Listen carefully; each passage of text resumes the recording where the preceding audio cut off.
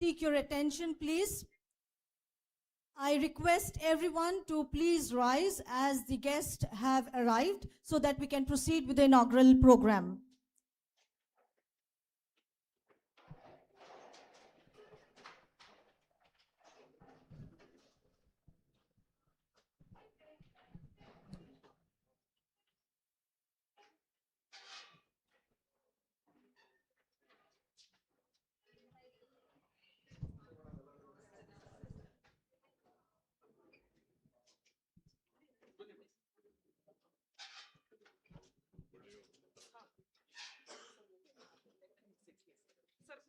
Sir, please.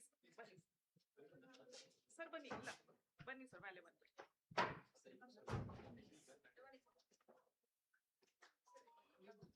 Sir, akadenda.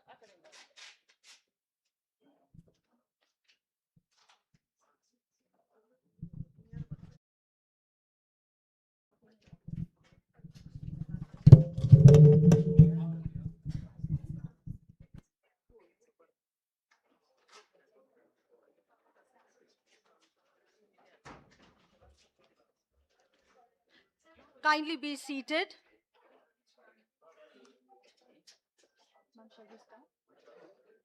Ask him to settle down. Yes.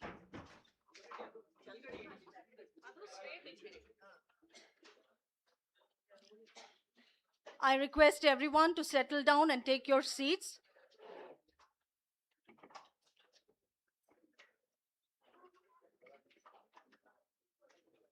Yes. A very good morning to all distinguished dignitaries on the dais, eminent academicians, respected researchers, scholars, and participants joining us from India and across the globe. I warmly welcome you to the one-day international conference on frontiers in multidisciplinary science and technology, ICFMST 2026. Today, we celebrate knowledge beyond boundaries, research beyond disciplines, and innovation beyond imagination. I, Dr. Sarina, am privileged and honored to serve as the Master of Ceremonies for today's international conference. To begin the inaugural ceremony, I request everyone to kindly rise for the state anthem, Nadagite, presented by the students of Nrupathunga University.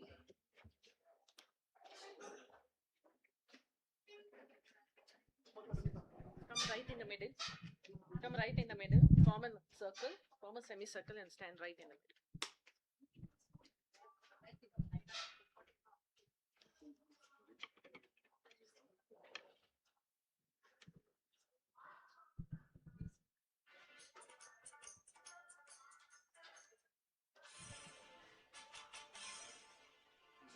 Bharat जननीय तनुजाते जय हे कर्नाटक माते जय सुंदर नदी वनಗಳ ನಾಡೆ ಜಯ ಹೇ ರಸ ಋಷಿಗಳ ಪೀಡೆ ಭೂದೇವಿಯ ಮಕುಟದ ನವಮಣಿಯೇ ಗಂಧದ ಚಂದದ ಹೊನ್ನಿನ ಗಣಿಯೇ ರಾಘವ ಮಧುಸೂದನರವತರಿಸಿದ ಭಾರತ ಜನನಿಯ ತನುಜಾತೆ ಜನನಿಯ ಜೋಗುಳ ವೇದದ ಘೋಷ ಜನನಿಗೆ ಜೀವವು ನಿನ್ನಾವೇಶ ಹಸುರಿನ ಗಿರಿಗಳ ಸಾಲೆ ನಿನ್ನಯ ಕೊರಳಿನ ಮಾಲೆ ಕಪಿಲ ಪತಂಜಲ ಗೌತಮ ಜಿನನುತ ಭಾರತ ಜನನಿಯ ತನುಜಾತೆ ಶಂಕರ ರಮನುಜ ವಿದ್ಯಾರಣ್ಯ ಬಸವೇಶ್ವರ ಮಧ್ವರ ದಿವ್ಯಾರಣ್ಯ ರನ್ನ ಷಡಕ್ಷರಿ ಪೊನ್ನ ಪಂಪಲ ಕುಮಿಪತಿ ಜನ್ನ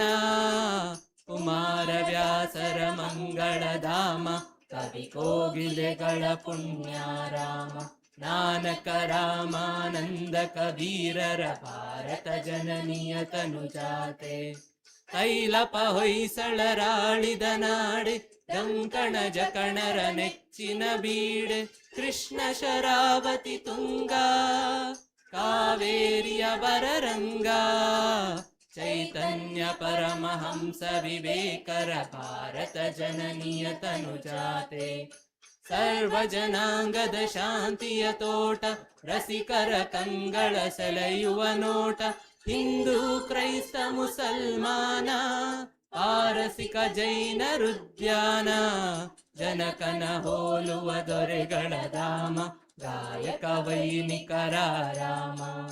ಕನ್ನಡ ನುಡಿ ಕುಣಿದಾಡುವ ಗೇಹ ಕನ್ನಡ ತಾಯಿಯ ಮಕ್ಕಳ ದೇಹ ಭಾರತ ಜನನಿಯ ತನುಜಾತೆ ಜಯ ಹೇ ಕರ್ನಾಟಕ ಮಾತೆ ಜಯ ಹೇ ಕರ್ನಾಟಕ ಮಾತೆ ಜಯ ಹೇ ಕರ್ನಾಟಕ ಮಾತೆ. Kindly remain standing as we proceed with the university anthem.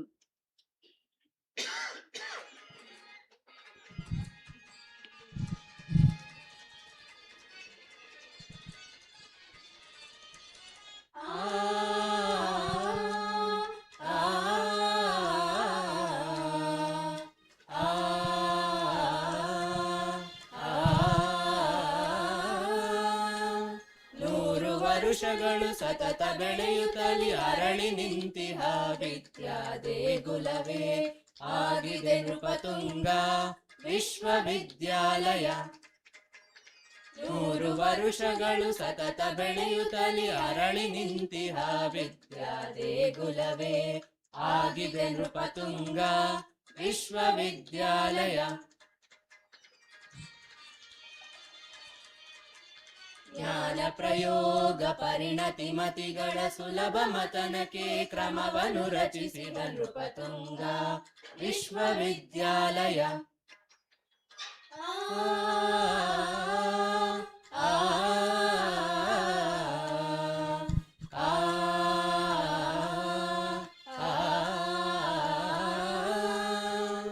ಜ್ಞಾನವಿಧೇಯ ವಿಶ್ವಚಿಂತನೆ ಆತ್ಮವಿಶ್ವಾಸ ಸ್ವಾವಲಂಬನೆ ದೇಶದಿತಿಹಾಸ ನಡೆನುಡಿ ಮಿಡಿಸುತ್ತ ನಾಯಕತ್ವ ನರನಾಡಿಯೊಳಿಸುವ ನೃಪತುಂಗ ವಿಶ್ವವಿದ್ಯಾಲಯ.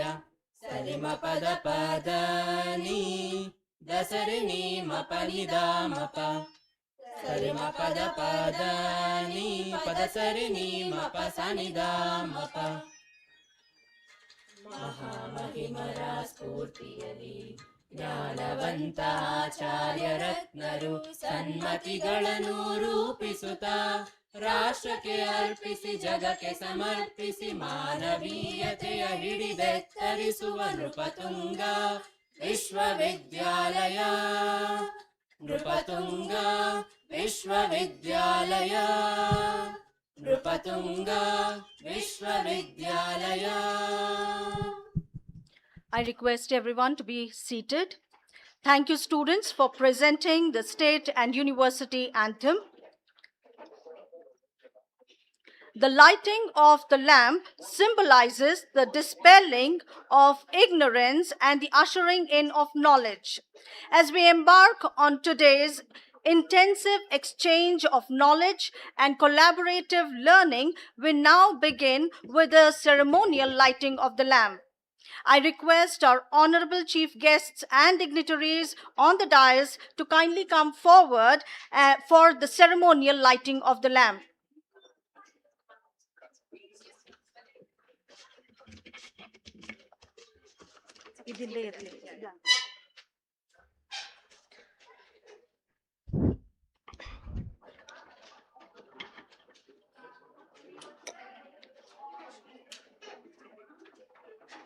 Good morning to everyone.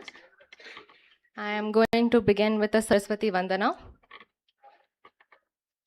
Veena Pani Vagdevi Palisuyam Manu Parama Kalyani Veena Pani Vagdevi ಪಾಲಿಸುಯಂ Manu ಪರಮ ಕಲ್ಯಾಣಿ ವೀಣಾ ಪಾಣಿ ವಾಗ್ದೇವಿ ವಿದ್ಯಾವಾರಧಿ ಶಾರಧಿನಿ ಬುದ್ಧಿ ಪ್ರದಾಯಿನಿ ಶ್ರೀವಾಣಿ ಬುದ್ಧಿ ಪ್ರದಾಯಿನಿ ಶ್ರೀವಾಣಿ ವೀಣಾ ಪಾಣಿ Vagdevi पालिसुयम्मनु परमकल्याणि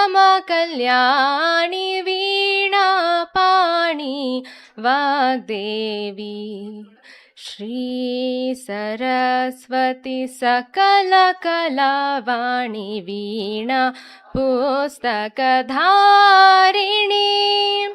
गीतावाद्यानाट्योल्लासिनी श्रीभुवनेश्वरी Srivani श्रीभुवनेश्वरी Srivani Veenapani Vagdevi पालिसुयम्मनु परमकल्याणि Veenapani Vagdevi Veenapani Vagdevi. Thank you.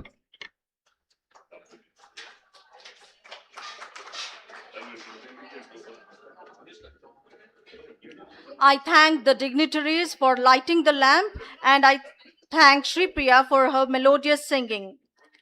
A meaningful conference begins with a warm welcome.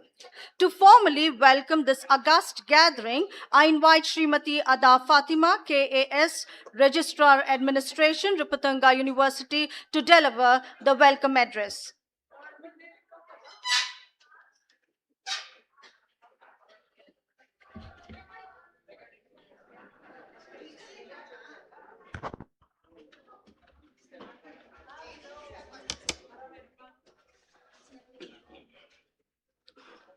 Respected Chief Guest of the session, in his absentia, Honorable Shri A.C. Srinivasa, MLA and Academic Council Member, Nrupathunga University.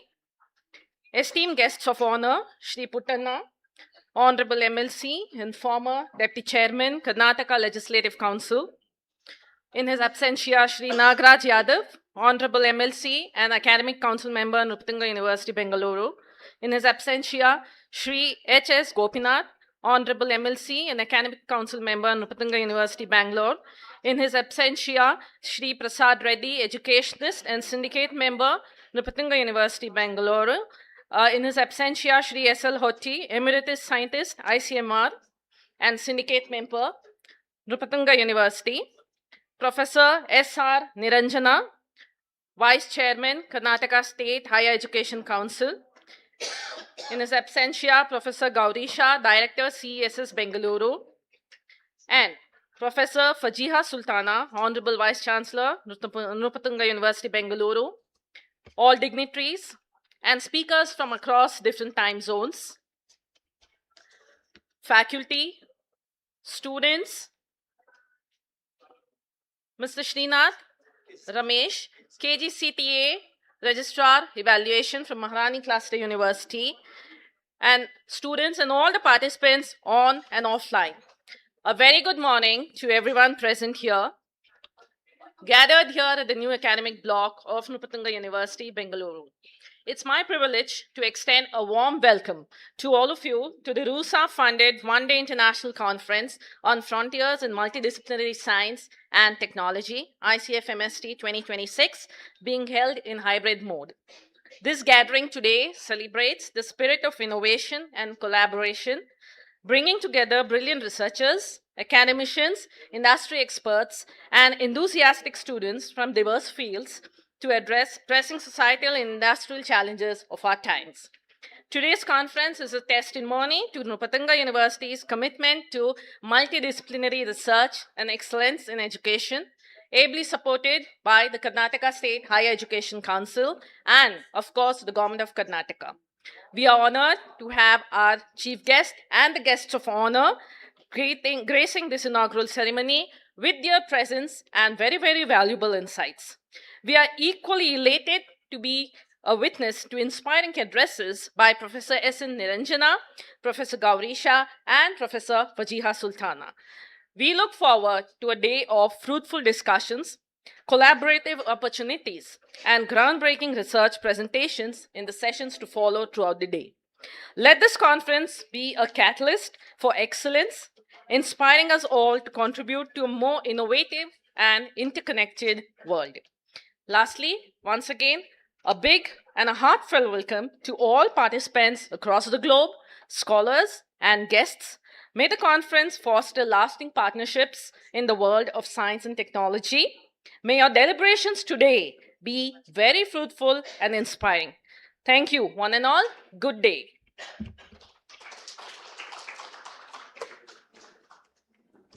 Thank you, ma'am, for your warm welcome. On behalf of the organizing committee in Nrupathunga University, we also heartily welcome you, ma'am, to this international conference. We now move to an important highlight of the inaugural session, the release of the conference abstract book. I humbly request our distinguished dignitaries on the dais to kindly come forward and grace the occasion with a formal release.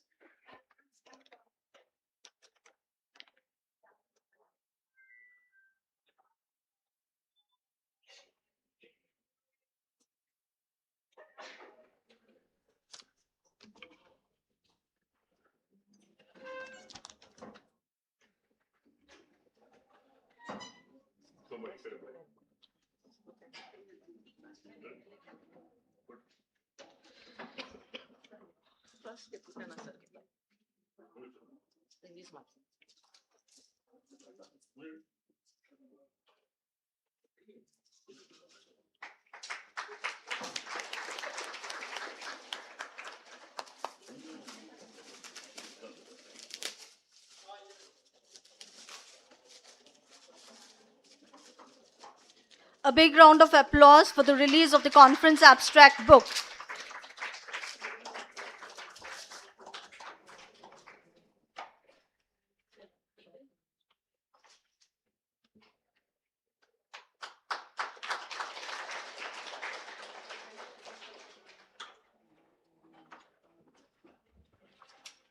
We sincerely thank our esteemed dignitaries for the release of the abstract book and adding great value and significance to the inaugural session.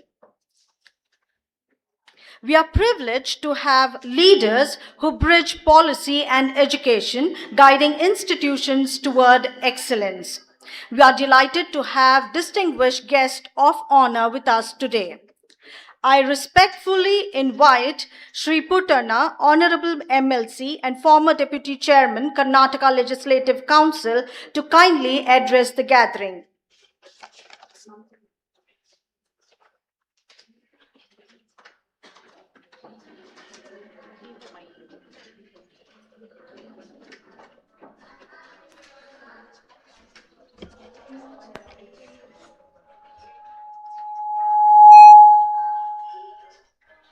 ಇಂದಿನ ಆಧುನಿಕ ಜಗತ್ತಿನಲ್ಲಿ ನಡೀತಾ ಇರ್ತಕ್ಕಂಥ ತಾಂತ್ರಿಕ ಬದಲಾವಣೆಯ ಈ ಒಂದು ವಿಷಯದಲ್ಲಿ ಮಲ್ಟಿ ಡಿಸಿಪ್ಲಿನರಿ ಸೈನ್ಸ್ ಮತ್ತು ಟೆಕ್ನಾಲಜಿ ಈ ವಿಷಯದಲ್ಲಿ ಏನು ಕಾರ್ಯಾಗಾರ ಮಾಡ್ತಾ ಇದ್ದೀರಿ, ಈ ಒಂದು ಸಮಾರಂಭದಲ್ಲಿ ಭಾಗವಹಿಸತಕ್ಕಂಥ ಆತ್ಮೀಯ ಸ್ನೇಹಿತರು, ಹೈಯರ್ ಎಜುಕೇಷನ್ ಕೌನ್ಸಿಲ್ನ ವೈಸ್ ಚೇರ್ ಮಾಡಿದಂಥ ಪ್ರೊಫೆಸರ್ SR ನಿರಂಜನ್ ಅವರೇ, ನಮ್ಮ ಗೋಪಿನಾಥ್ ಬಂದಿಲ್ಲ,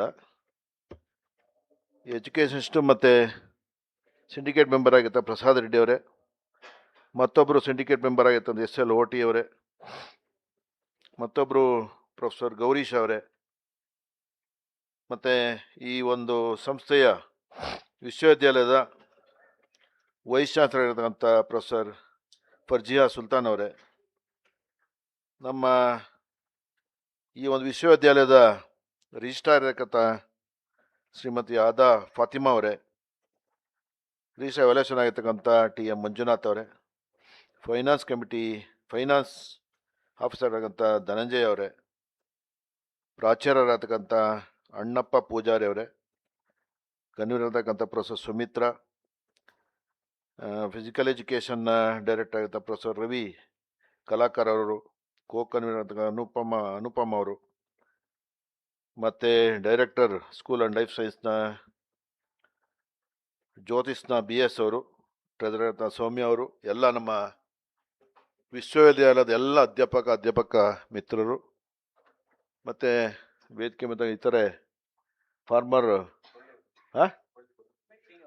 ಪ್ರೊಫೆಸರ್ ಶ್ರೀನಿವಾಸ್ ಬಳ್ಳಿ ಅವರು ಮತ್ತೆಲ್ಲ ಸೇರಿದಾಗ ನನ್ನ ಅಧ್ಯಾಪಕ ಮಿತ್ರರೇ, ಅವೆಲ್ಲ ಪಿ ಜಿ ಸ್ಟೂಡೆಂಟ್ಸ್ ಇದ್ದೀರಲ್ಲ ಎಲ್ಲ ಏನು ಮೇಡಮ್ ಇದ್ದಾರೆ. ಎಲ್ಲ ನನ್ನ ಆತ್ಮೀಯ ವಿದ್ಯಾರ್ಥಿ ಮಿತ್ರರೇ, ಅದರಲ್ಲೂ ಸೈನ್ಸ್ ಕಾಲೇಜು ಯೂನಿವರ್ಸಿಟಿ ಆಯಿತು. ನಾವೆಲ್ಲ ಇದ್ದಂಥ ಸಂದರ್ಭದಲ್ಲಿ 3,500-4,000 ಇರ್ತಾಯಿತ್ತು ಇಲ್ಲಿ ಸ್ಟ್ರೆಂತು. ಆರ್ಟ್ಸ್ ಕಾಲೇಜಲ್ಲಿ 5,000 ಗಂಟನೂ ಹೋಗ್ಬಿಟ್ಟಿತ್ತು ಅಡ್ಮಿಷನ್. ಪ್ರಿನ್ಸಿಪಲು ಅಡ್ಮಿಷನ್ ಮಾಡೋದಿಲ್ಲ ಬಿಡೋದಿಲ್ಲ ಅಂದ್ರೂ ಕೂಡ, ಕೂತ್ಕೊಳ್ಳೋ ಜಾಗ ಇಲ್ಲ ಅಂದ್ರೂ ಕೂಡ ಅಡ್ಮಿಷನ್ ಅಂತೂ ಆಗೋದು. ಆದರೆ ಇವತ್ತಿನ ದಿನ government science college Nrupatunga university ಆಗಿರೋದನ್ನ ಖುಷಿ ಆಗದೆ. ಅದು ಇನ್ನೂ ಕೂಡ ಹೆಚ್ಚಿನ ಆದ್ಯತೆ ಸಿಗಬೇಕು, ಅದರ ಸೀಮಿತವಾದಂಥ ಒಂದು ಕಾಲೇಜ್ನ ಯೂನಿವರ್ಸಿಟಿ ಮಾಡಿದ್ದಾರೆ. ಬೇರೆ ಎಲ್ಲೂ ಕೂಡ ಫಂಡ್ ಬರೋಲ್ಲ ಸರ್ಕಾರದಿಂದ, ಯಾವ ಯೂನಿವರ್ಸಿಟಿಗಳಿಗೂ ಕೂಡ. ಎಲ್ಲ ಯೂನಿವರ್ಸಿಟಿಗಳಲ್ಲೂ ಕೂಡ ಒಂದೇ ಒಂದು ಹುದ್ದೆಗಳನ್ನು ತುಂಬತಕ್ಕಂಥ ಕೆಲಸವನ್ನು ಯಾವ ಸರ್ಕಾರಗಳು ಕೂಡ ಮಾಡಲಿಲ್ಲ. ಅದು ಯೂನಿವರ್ಸಿಟಿ ಏನೋ DC-ಯಿಂದ ಅಪಾಯಿಂಟ್ಮೆಂಟ್ ಆಗಿದ್ದಕ್ಕೆ ಈ ಒಂದು ಕಾಲೇಜ್ ನಡೀತಾ ಇದೆ. ಆದರೂ ಕೂಡ ಇವರೆಲ್ಲರೂ ಕೂಡ ಅತಂತ್ರದಲ್ಲೇ ಇನ್ನೂ ಕೂಡ ನಡೀತಾ ಇದೆ. ಮೊನ್ನೆ ಬೆಳಗಾಂ ಅಧಿವೇಶನದಲ್ಲೂ ಕೂಡ ನಾವು ಹೇಳಿದ್ದೀವಿ, ಸ್ಪಷ್ಟವಾಗಿ ನಾನು ಮಂತ್ರಿಗಳಿಗೆ ಹೇಳಿದ್ದೀನಿ. ನಿರಂಜನ್ ಅವ್ರು ಹೇಳ್ಬೇಕು, ಅಕ್ಕಪಕ್ಕ ದಿನ ಅಲ್ಲೇ ಇರ್ತಾರೆ, ಆಯಿತಾ? ಭಾಳ ಈಸಿ ಇದನ್ನ ಸಾರ್ಟ್ ಔಟ್ ಮಾಡೋದು. ಇಲ್ಲ ವಿಶ್ವವಿದ್ಯಾಲಯ ಮಾಡಬೇಕು, ಇಲ್ಲ ಕಿತ್ತಾಕಿ ಕಾನ್ಸ್ಟಿಟ್ಯೂಂಟ್ ಕಾಲೇಜ್ಗಳು ಮಾಡ್ಕೋಬೇಕು ಅಲ್ವಾ? ಕಾನ್ಸ್ಟಿಟ್ಯೂಂಟ್ ಕಾಲೇಜ್ಗಳು ಮಾಡ್ಕೊಂಡು DC-ನಲ್ಲಿ ಏನು ಅಪಾಯಿಂಟ್ಮೆಂಟ್ ಇದ್ದಾರೆ ಅದೇ ರೂಲ್ಸ್ ಯಾವ್ಯಾವ ರೂಲ್ಸು ರೆಗ್ಯುಲರ್ ಅಪಾಯಿಂಟ್ಮೆಂಟ್ ಆಗಿದ್ದಾರೆ ಅದಕ್ಕೇನೆ ಕೊಟ್ಬಿಟ್ರೆ ಆಯಿತು. OPS, NPS, DC ರೆಗ್ಯುಲೇಷನ್ ಅದು ಅಡಾಪ್ಟ್ ಮಾಡ್ಕೊಂಡ್ರೆ ಸದ್ಯಕ್ಕೆ ನೀವು ಅಪಾಯಿಂಟ್ ಮಾಡಿದಾಗ ಯೂನಿವರ್ಸಿಟಿಗಳು ನಿಮ್ಮ ರೂಲ್ಸು ರೆಗ್ಯುಲೇಷನ್ ಏನೋ ಅದರಂತೆ ಮಾಡ್ಕೊಂಡು ಹೋಗಿ. ಇಲ್ಲೇನಾಗದೆ ಆ ಕಡೆನೂ ಇಲ್ಲ ಈ ಕಡೆನೂ ಇಲ್ಲ, ಅವ್ರಿವ್ರ ಮನೆ ಸುತ್ತದಾಗೈತೆ ಎಲ್ಲ ಟೀಚರ್ಸ್ ಎಲ್ಲ. ಇದನ್ನು ತಪ್ಪಿಸ್ಬೇಕು. ನಿರಂಜನ್ ಅವರೇ, ನೀವು ಹೈಯರ್ ಎಜುಕೇಷನ್ ಕೌನ್ಸಿಲ್ ವೈಸ್ ಚೇರ್ಮನ್ನು, ಮಂತ್ರಿ ಬಿಟ್ಟರು ನೀವೇ, ಆಯಿತಾ? ಇವನ್ನೆಲ್ಲನೂ ಕೂಡ ಬಗೆಹರಿಸ್ಬೇಕು. ಆಮೇಲೆ PG ಸ್ಟೂಡೆಂಟ್ಸು ಎಲ್ಲರೂ ಕೂಡ, ಅದರಲ್ಲೂ ಕೂಡ ಸೈನ್ಸು. ನನಗೆ ಖುಷಿ ಆಯ್ತು, ನನಗೆ 2,000 ಜನ ಬರೀ ಸೈನ್ಸಲ್ಲೇ ಸ್ಟೂಡೆಂಟ್ಸ್ ಸ್ಟ್ರೆಂತ್ ಇದೆ ಅಂತಂದರೆ ಖುಷಿ ಆಯ್ತು ನನಗೆ. ಮಾರಣಿಸಲ್ಲಿ ಬಿದ್ದೋಯ್ತಾ ಇದೆ ಸ್ಟ್ರೆಂತ್, ಮಾರಣಿಸಲ್ಲಿ ಕಡಿಮೆ ಆಗ್ತಾ ಇದೆ. ಸುಮಾರು 10,000ಕ್ಕಿಂತ ಹೆಚ್ಚಿದ್ರು. ಆಮೇಲೆ ಈ ಕಡೆ ಇನ್ನೊಂದು ಇದೆಯಲ್ಲ ಗೃಹ ವಿಜ್ಞಾನ, ಅಲ್ಲೂ ಕೂಡ ತುಂಬ ಸ್ಟ್ರೆಂತ್ ಇದೆ, ಓಡಾಡೋಕ್ಕೆ ಜಾಗ ಸಿಗ್ತಾರಲ್ಲ, ಅಲ್ಲೂ ಕೂಡ ಸ್ಟ್ರೆಂತ್ ಬಿದ್ದಿದೆ. ಅದನ್ನು ಕೂಡ ಏನಾದರೂ ಕೂಡ ಮಾಡಬೇಕು. ಈ ನಿಟ್ಟಿನಲ್ಲಿ ಇವತ್ತು ತಾಂತ್ರಿಕ ಜಗತ್ತು ಮುಂದುವರೆದಿದೆ. ಆಧುನಿಕತೆ ನಮಗಿಂತ ನಿಮಗಿಂತ ಸ್ಪೀಡಾಗಿ ಬೆಳೀತಾ ಇದೆ. ಭಾಳ ಕಷ್ಟ ಇವತ್ತಿನ ದಿನ. ಸೋಷಿಯಲ್ ಮೀಡಿಯಾ ಮತ್ತೊಂದು ಮಗದೊಂದು ಎಲ್ಲವೂ ಕೂಡ ಇಲ್ಲಿ ನಾವು ಅಲ್ಲಿ ಕೂತ್ಕೊಳ್ಳೋ ಅಷ್ಟರಲ್ಲಿ ನಾನು ಮಾತಾಡೋದು ಟೆಲಿಕಾಸ್ಟ್ ಆಗ್ಬಿಡುತ್ತದೆ ಎಲ್ಲ ಕಡೆಗೆ, ಅರ್ಥ ಆಯ್ತಲ್ಲ? ಆಮೇಲೆ ಮಾತಾಡದೇ ಇರೋದು ಸೇರಿಸ್ಬೋದು, ನಾನು ನಿಂತಿರೋದನ್ನ ಕುಂತವ್ರೆ ಮಲಗವ್ರೆ ಅಂತಲೂ ತೋರಿಸ್ಬಿಡ್ಬೋದು ಅಲ್ಲ. ಏನೇನೋ ಆಗ್ಸೋದು ಆರ್ಟಿಫಿಷಿಯಲ್ ಇಂಟೆಲಿಜೆನ್ಸು ಮತ್ತೊಂದು ಎಲ್ಲವೂ ಕೂಡ ಭಾಳ ಕಷ್ಟ. ಇವತ್ತಿನ ಆಧುನಿಕ ಜಗತ್ತಿನಲ್ಲಿ ಮುಂದೆ ಎಲ್ಲೋಗಿ ನಿಲ್ತದೆ ಗೊತ್ತಿಲ್ಲ ನನಗೆ. ತಾಂತ್ರಿಕತೆನ ಈ ಬೆಳವಣಿಗೆನಲ್ಲಿ ಎಲ್ಲಿ ಹೋಗಿ ನಿಲ್ತದೆ ಅಂಥೇಳಿ ಗೊತ್ತಿಲ್ಲ. ಆದ್ರೂ ಕೂಡ ನಾವು ತಳ್ಳಿ ಹಾಕೋಂತಿಲ್ಲ, ಅಕ್ಸೆಪ್ಟ್ ಮಾಡ್ಕೋಬೇಕು, ಮುಂದುವರಿಬೇಕು, ಅಳವಡಿಸ್ಕೋಬೇಕು. ಇನ್ನೂ ಕೂಡ ಟೆಕ್ನಾಲಜಿಗಳನ್ನ ಬೆಳೆಸ್ಕೊಂಡು ಹೋಗಲೇಬೇಕಾದಂಥ ಅನಿವಾರ್ಯತೆ ಇವತ್ತಿನ ಇದೆ. ಇಂಥದ್ರಲ್ಲಿ ನಮ್ಮ ಈ ನೃಪತುಂಗ ಯೂನಿವರ್ಸಿಟಿಯಿಂದ ಏನು ರೂಸಾ ಇದರಿಂದ ಬಂದಿರೋದಿರ್ಬೇಕಿದು ಫಂಡೆಡ್, ರೂಸಾ 2ನಲ್ಲಿ ಬಂದೈತಿ. ಇಲ್ಲ ಅಂತಂದರೆ ಇದಕ್ಕೂ ಒಂದು ನಯಾ ಪೈಸೆ ಬರ್ತಾ ಇರಲಿಲ್ಲ. ರಾಜ್ಯದ ಯಾವ ವಿಶ್ವವಿದ್ಯಾಲಯದಲ್ಲೂ ಕೂಡ ಒಂದೇ ಒಂದು ಅಪಾಯಿಂಟ್ಮೆಂಟ್ ಇಲ್ಲ, ಸ್ಟ್ರೆಂತೂ ಇಲ್ಲ, ಆಯ್ತಲ್ಲ? ಕೊಡಗು ಯೂನಿವರ್ಸಿಟಿ ಮಾಡೋರೆ, ಮಂಡ್ಯ ಯೂನಿವರ್ಸಿಟಿ ಮಾಡೋರೆ, ಎಂಥದ್ದು ಚಾಮರಾಜನಗರ ಯೂನಿವರ್ಸಿಟಿ, ತುಮಕೂರು, ಎಲ್ಲ ಒಂದೊಂದು ಜಿಲ್ಲೆಗೆ ಒಂದೊಂದು ಯೂನಿವರ್ಸಿಟಿ ಮಾಡಿ ಈ ಕಾಲೇಜೆಲ್ಲ ಜಾಸ್ತಿ ಜನ ಸ್ಟೂಡೆಂಟ್ಸ್ ಅವರೇ ಅಂತ ಅನ್ಬೋದು. ಒಂದು ಸೈನ್ಸ್ ಕಾಲೇಜ್ ನೃಪತುಂಗ ಯೂನಿವರ್ಸಿಟಿ ಅದು ಇದಕ್ಕಿಂತಲೂ ಕಡಿಮೆ ಇದೆ ದೊಡ್ಡ ಯೂನಿವರ್ಸಿಟಿಗಳಲ್ಲಿ, ಅಲ್ಲಿ ಇಲ್ಲವೇ ಇಲ್ಲ ಸ್ಟ್ರೆಂತ್. ಆ ಥರ ಪರಿಸ್ಥಿತಿ ಇದೆ. ಆದ್ರೂ ಕೂಡ ವಿದ್ಯಾರ್ಥಿಗಳು ಈ ಒಂದು ನೃಪತುಂಗ ಯೂನಿವರ್ಸಿಟಿನಲ್ಲಿ ನೀವೆಲ್ಲರೂ ಕೂಡ ಸ್ಟಡಿ ಮಾಡ್ತಾಯಿದ್ರೆ ನಿಮಗೆಲ್ಲ ಒಳ್ಳೆ ಭವಿಷ್ಯ ಇರ್ತದೆ. ಯಾಕಂದ್ರೆ ನಂದು ಕೂಡ 35% SLC. ಅರ್ಥ ಆಯ್ತಲ್ಲ. Science college, arts college, RC college, ಮಾನನೀಸ್ ಅಂತ ಹೆಂಗಿತ್ತು ಅಂತಂದರೆ 2 ಸಲ 3 ಸಲ ಫೇಲ್ ಆಗಿರೋರು 100% ಜಾಸ್ತಿ, 50% ಜಾಸ್ತಿ ಇರೋರು, 4 ಸಲ 5 ಸಲ ಫೇಲ್ ಆಗಿರೋರು 75% ಇರೋರು, ಆ ಥರ.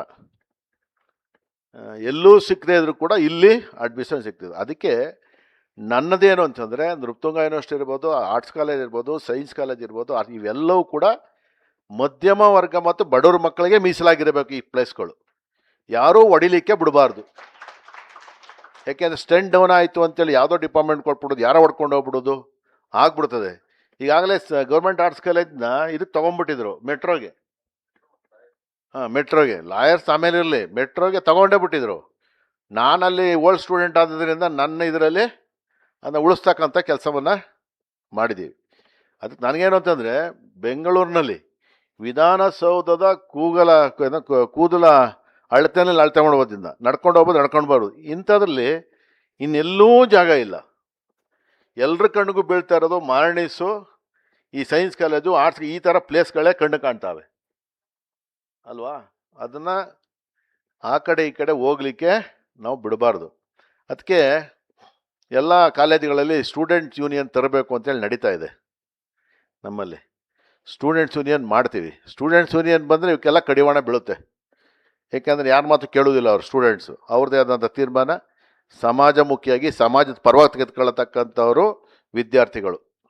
ಆ ಏಜಲ್ಲಿ, ಆ ಇದರಲ್ಲಿ ಬೇರೆ ಯಾವುದು ಗಣನೆಗೆ ಬರೋದಿಲ್ಲ.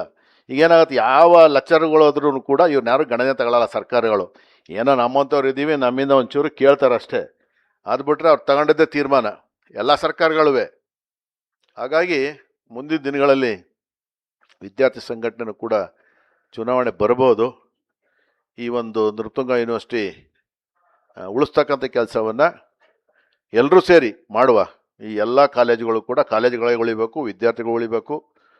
ಒಂದಷ್ಟು ಜನ ಮೊನ್ನೆ ಒಂದು ಆರ್ಟಿಕಲ್ ನೋಡಿದೆ, ಇಲ್ಲಿ ಇರ್ತಕ್ಕಂಥ ಅಧ್ಯಾಪಕರಿಗೋಸ್ಕರ ಯೂನಿವರ್ಸಿಟಿಗಳು ಬೇಕು ಹಾಗೆ ಹೀಗೆ ಅಂತೇಳಿ ಒಂದು ಆರ್ಟಿಕಲ್ನ ಬರೆದಿದ್ರು. ಅದರ ಸಾಧಕ ಬಾಧಕಗಳನ್ನ ಕೂಡ ನೋಡಿ ಸರ್ಕಾರ ಒಂದು ತೀರ್ಮಾನ ತೆಗೆದುಕೊಳ್ಬೇಕಾಗ್ತದೆ. ಇವತ್ತಿನ ಆಧುನಿಕ ಜಗತ್ತಿನಲ್ಲಿ ಈ ತಾಂತ್ರಿಕತೆ ಬದಲಾವಣೆ ಆಗ್ತಾ ಇರುವಂಥ ಈ ನಿಟ್ಟಿನಲ್ಲಿ ಈ ಒಂದು ಕಾರ್ಯಾಗಾರವನ್ನು ಇಡೀ ನಮ್ಮ ವಿಶ್ವವಿದ್ಯಾಲಯದ ವ್ಯಾಪ್ತಿನಲ್ಲಿ ಬೆಂಗಳೂರಿನಲ್ಲಿ ಭಾಳಷ್ಟು ಅಧ್ಯಾಪಕರನ್ನ ಕರೆಸಿ ಈ ಒಂದು ಕಾರ್ಯಾಗಾರ ಮಾಡ್ತಾಯಿದ್ದೀರಿ. ಇದೊಂದು ಯಶಸ್ವಿಯಾಗಿ ನಡೀಲಿ ಅಂತೇಳಿ ಹೇಳ್ತಾ, ಈ ಒಂದು ಸಂದರ್ಭದಲ್ಲಿ ನನಗೇನು ನಗ ಅಂತಂದರೆ 400, 500, 600, 700, 800 ಕಾಲೇಜುಗಳಿಗೆ ಒಂದು university.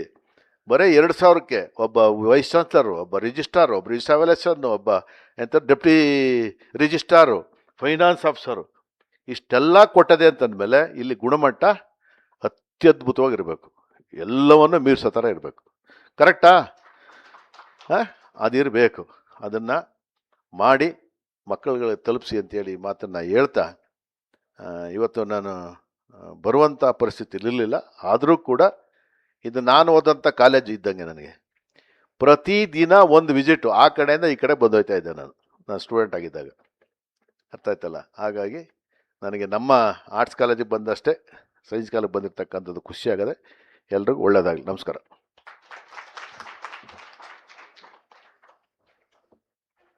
Thank you, sir, for your gracious presence and your encouraging words. We warmly welcome Professor Gaurisha, Director, Center for Education and Social Studies, who has just arrived. We are delighted to have you, sir, with us. I kindly request you to please come on the dais. Please come, sir.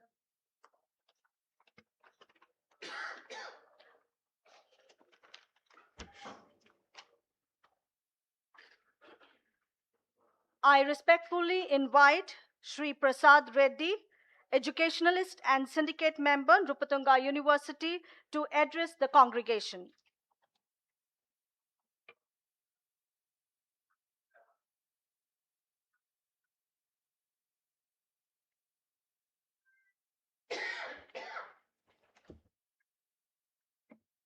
ಎಲ್ರಿಗೂ ನಮಸ್ಕಾರ. ವಿಶ್ವವಿದ್ಯಾಲಯದ ಕುಲಪತಿಗಳಾಗಿರ್ತ ಪೂಜ್ಯ Sultan ಮೇಡಮ್ರವರೇ, registrar ಆಗಿರ್ತಕ್ಕಂಥ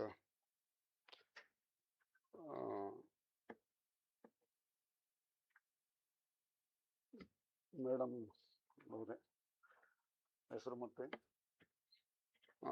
register revolution ಆಗಿರ್ತಕ್ಕಂಥ Manjunath sir ಅವರೇ, MLC ಆಗಿರ್ತಕ್ಕಂಥ Puttanna sir ಅವರೇ, Gopinath sir ಅವರೇ, ನಿರಂಜನ ಸರ್ ಅವರೇ, ಗೌರೀಶ್ ಸರ್ ಅವರೇ, ಇರತಕ್ಕಂಥ ಎಲ್ಲ ಪ್ರೊಫೆಸರ್ಸ್ ಮತ್ತು ವಿದ್ಯಾರ್ಥಿಗಳೇ. ಪುಟ್ಟಣ್ಣ ಸರ್ ಅವರು ಹೇಳ್ತಾ ಇದ್ರು,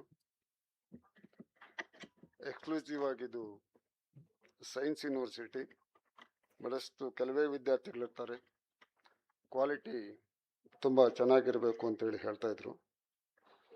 ನಾನು ಯೂನಿವರ್ಸಿಟಿಯಲ್ಲಿ ಸಿಂಡಿಕೇಟ್ ಮೆಂಬರಾಗಿ ಬಂದಾಗಲೂ ಕೂಡ ಬಳ್ಳಿ ಸರ್ ಅವರು ವೈಸ್ ಚಾನ್ಸಲರ್ ಹೇಳ್ತಾ ಇದ್ದೆ, ಎಕ್ಸ್ಕ್ಲೂಸಿವ್ ಆಗಿ ಬಹುಶಃ ಕರ್ನಾಟಕದಲ್ಲಿ ನಂಬರ್ 1 ಯೂನಿವರ್ಸಿಟಿ ಸೈನ್ಸ್ ಯೂನಿವರ್ಸಿಟಿ. ಇಲ್ಲಿ ಹೆಚ್ಚು ರಿಸರ್ಚ್ ಪ್ರೋಗ್ರಾಮ್ಸ್ ನಡೆಸಿ ಯೂನಿವರ್ಸಿಟಿ ಬಹಳಷ್ಟು ಉನ್ನತ ಮಟ್ಟಕ್ಕೆ ಇರಬೇಕು ಅಂತೇಳಿ ಆಶಿಸ್ತಾ ಇದ್ದೆ. ಅದೇ ರೀತಿ ವಿಷಯಗಳನ್ನು ಮಾಡಿಸ್ತಾ ಇದ್ವಿ. ನನ್ನ ಜೊತೆಗಿರ್ತಕ್ಕಂಥ OT ಸರ್ ಅವರು ನಾವಿಬ್ಬರು ವಿಷಯಗಳನ್ನು ಚರ್ಚೆ ಮಾಡ್ತಾ ಇದ್ವಿ. ಆದರೆ ಪುಟ್ಟಣ್ಣ ಹೇಳ್ದಂಗೆ ಇದು ಆ ಕಡೆ ಯೂನಿವರ್ಸಿಟಿನೂ ಅಲ್ಲ, ಕಾಲೇಜು ಅಲ್ಲ. ಬಹುಶಃ ಇದಕ್ಕೆ ಪ್ರತ್ಯೇಕವಾಗಿರ್ತಕ್ಕಂಥ ಒಂದು ಸರ್ಕಾರದಿಂದ ಒಂದು ಗಮನ ಹರಿಸ್ಬೇಕಾಗಿರ್ತಕ್ಕಂಥ ಬಹಳಷ್ಟು ಅನಿವಾರ್ಯತೆ ಇದೆ. ಇಲ್ಲ ಅಂತಂದರೆ ಬೇರೆ ರೀತಿಯಲ್ಲಿ ಒಂದು ತೀರ್ಮಾನ ತಗೊಳ್ಬೇಕಾದ ಅವಶ್ಯಕತೆ, ತೀರ್ಮಾನ ಬಹಳಷ್ಟು ಅನಿವಾರ್ಯವಾಗಿದೆ ಅಂತೇಳಿ ನನ್ನ ಭಾವನೆ. ನಾವು ಹೇಳ್ತೀವಿ ಸಾಮಾನ್ಯವಾಗಿ usually we say knowledge is power ಅಂತೇಳಿ. ಆದರೆ ಇಲ್ಲಿ ವಿಜ್ಞಾನ ಪವರು. ಈಗ ಪ್ರಸ್ತುತ ಸನ್ನಿವೇಶದಲ್ಲಿ ಸೈನ್ಸ್ ಇಸ್ ಪವರ್. ನಮ್ಮ ಹೆಜ್ಜೆಗೂ ಪ್ರತಿ ಹಂತದಲ್ಲೂ ನಾವು ವಿಜ್ಞಾನವನ್ನು ಕಾಣ್ತೇವೆ. ಆದ್ದರಿಂದ ಈ ಒಂದು ವಿಶ್ವವಿದ್ಯಾಲಯ ಬಹಳಷ್ಟು ಉನ್ನತ ಮಟ್ಟಕ್ಕೆ ಏರಿ ಬಹಳಷ್ಟು ರಿಸರ್ಚ್ ಪ್ರೋಗ್ರಾಮ್ಸ್ ನಡಿಬೇಕಾಗಿರ್ತಕ್ಕಂಥದ್ದು, ಅತಿ ತೀವ್ರಗತಿಯಲ್ಲಿ ನಡಿಬೇಕಾಗಿರ್ತಕ್ಕಂಥದ್ದು. ನನಗೆ ತಿಳಿದ ಮಟ್ಟಿಗೆ ಯೂನಿವರ್ಸಿಟಿಯನ್ನು ಮುಚ್ಚೋದಕ್ಕಿಂತ ಉಳಿಸ್ಕೊಂಡು ಬೆಳೆಸ್ತಕ್ಕಂಥದ್ದೇ ಅನಿವಾರ್ಯತೆ ಬಹಳಷ್ಟಾಗಿದೆ. ಯಾಕಂತಂದರೆ ಪ್ರತ್ಯೇಕವಾಗಿರ್ತಕ್ಕಂಥ ಒಂದು ವಿಜ್ಞಾನದ ವಿಶ್ವವಿದ್ಯಾಲಯ ಆಗಿರೋದ್ರಿಂದ. ಇದುವರೆಗೂ ಸ್ಥಳದ ಅಭಾವ ಬಹಳಷ್ಟು ಕೊರತೆಯಾಗಿತ್ತು. ಈಗ ತನ್ನದೇ ಆಗಿರ್ತಕ್ಕಂಥ ಒಂದು ಬಿಲ್ಡಿಂಗ್ ಆಗಿದೆ, ಭಾಳ ಸ್ಪೇಷಿಯಸ್ ಆಗಿದೆ, ಯಾವುದಕ್ಕೂ ಈಗ ಕೊರತೆ ಇಲ್ಲ. ಇಲ್ಲಿ ಮನಸ್ಸು ಮಾಡಬೇಕಾಗಿರ್ತಕ್ಕಂಥದ್ದು ಈ ವಿಶ್ವವಿದ್ಯಾಲಯ ಕೆಲಸ ಮಾಡ್ತಾ ಇರ್ತಕ್ಕಂಥ ಪ್ರೊಫೆಸರ್ಗಳು ಭಾಳಷ್ಟು ನಿಟ್ಟಿನಲ್ಲಿ ಕೆಲಸ ಮಾಡಬೇಕಾಗಿರ್ತಕ್ಕಂಥ ಒಂದು ಪರಿಸ್ಥಿತಿ ಇದೆ. ತಾವೇನಾದರೂ ಮನಸ್ಸು ಮಾಡಿದ್ರೆ, ಒಳ್ಳೆಯ ಔಟ್ಪುಟ್ ಕೊಡ್ತಾ ಇದ್ರೆ, ಸರ್ಕಾರನೂ ಕೂಡ ನಮ್ಮ ಕಡೆ ನೋಡ್ತದೆ. ಒಳ್ಳೆ ಪ್ರತಿಭೆಗಳು ಹೊರಹೊಮ್ತಾ ಇದ್ದಾರೆ ವಿಶ್ವವಿದ್ಯಾಲಯದಿಂದ. ಇದನ್ನು ಉಳಿಸ್ಕೊಂಡು ಮುಂದುವರಿಸ್ಕೊಂಡು ಹೋಗೋಣ ಅಂತಕ್ಕಂಥ ಒಂದು ಸರ್ಕಾರನೂ ತೀರ್ಮಾನಕ್ಕೆ ಬರಬೇಕಾಗಿರ್ತಕ್ಕಂಥ ಒಂದು ಪರಿಸ್ಥಿತಿ ಒದಗಿ ಬರ್ತದೆ. ಆ ನಿಟ್ಟಿನಲ್ಲಿ ನಾವೆಲ್ಲರೂ ಕೆಲಸ ಮಾಡಬೇಕಾಗಿರ್ತಕ್ಕಂಥ ಒಂದು ಅನಿವಾರ್ಯತೆ ಇದೆ ಅಂತೇಳಿ ನನ್ನ ಭಾವನೆ. ಹಾಗೆ ಸರ್ಕಾರದಲ್ಲೂ ಪುಟ್ಟಣ್ಣ ಸರ್ ಅವರು ಸಕ್ರಿಯವಾಗಿದ್ದಾರೆ. ಈಗ ದಯವಿಟ್ಟು ತಾವು ತಮ್ಮ ವಾಯ್ಸ್ ರೈಸ್ ಮಾಡಿ ವಿಶ್ವವಿದ್ಯಾಲಯ ಮುಚ್ಚೋದಕ್ಕಿಂತ ಮುಂದುವರಿಸೋದಕ್ಕೆ, ಯಾಕಂದರೆ ಬಹಳಷ್ಟು ದ್ವಂದ್ವ ನೀತಿ ಇದೆ ವಿಶ್ವವಿದ್ಯಾಲಯದ ಬಗ್ಗೆ. ಪೇಪರ್ಗಳೆಲ್ಲ ನೋಡ್ತಾ ಇರ್ತೀವಿ ನಾವು. ಮುಚ್ಚಿಬಿಡ್ತಾರೆ ವಿಶ್ವವಿದ್ಯಾಲಯನ ಅಂತ ಹೇಳಿ. ಬೇರೆ ಯೂನಿವರ್ಸಿಟಿಗಳು ಬೇಕಾದರೆ ಮುಚ್ಚಲಿ. ಬಹುಶಃ ನನಗೆ ತಿಳಿದ ಮಟ್ಟಿಗೆ ಈ ಯೂನಿವರ್ಸಿಟಿನ ಮುಚ್ಚೋದ್ರಲ್ಲಂತೂ ಅರ್ಥನೇ ಇಲ್ಲ. ಯಾಕೆ ಅಂತಂದರೆ ಅದೇ ಕರ್ನಾಟಕದಲ್ಲಿರ್ತಕ್ಕಂಥದ್ದು ಒಂದೇ ಒಂದು ವಿಶ್ವವಿದ್ಯಾಲಯ, ವಿಜ್ಞಾನ ವಿಶ್ವವಿದ್ಯಾಲಯ. ಬೇರೆ ಯೂನಿವರ್ಸಿಟಿಗಳು ಬೇಕಾದರೆ ಮರ್ಜ್ ಮಾಡಲಿ, ಆದರೆ ಈ ಯೂನಿವರ್ಸಿಟಿಯನ್ನು ಮುಚ್ಚೋದಂತೂ ನನಗಂತೂ ಆಸಕ್ತಿ ಇಲ್ಲ ಅಂತ ಕಾಣಿಸ್ತದೆ. ಅದರಿಂದ ತಾವುಗಳೆಲ್ಲ ಸ್ವಲ್ಪ ವಿಧಾನಸಭೆಯಲ್ಲಿ ಅಥವಾ ಮುಖ್ಯಮಂತ್ರಿಗಳ ಹಂತದಲ್ಲಿ ಚರ್ಚೆ ಮಾಡಿ ವಿಶ್ವವಿದ್ಯಾಲಯ ಮುಂದುವರಿಸ್ಕೊಳೋದಕ್ಕೆ ಪ್ರಯತ್ನ ಮಾಡಿ ಸರ್, ದಯವಿಟ್ಟು. ಸೊ ಇಷ್ಟನ್ನು ಬಿಟ್ಟು ನಾನು ಉಳಿದಿರ್ತಕ್ಕಂಥ ವಿಷಯಗಳು ಮಾತಾಡ್ತಕ್ಕಂಥ ವಿಷಯಗಳೇನು ಉಳಿದಿಲ್ಲ ಅಂತೇಳಿ ಭಾವಿಸ್ತಾ ನಾನು ಮಾತನ್ನು ಮುಗಿಸ್ತೇನೆ. ಜೈ ಹಿಂದ್, ಜೈ ಕರ್ನಾಟಕ.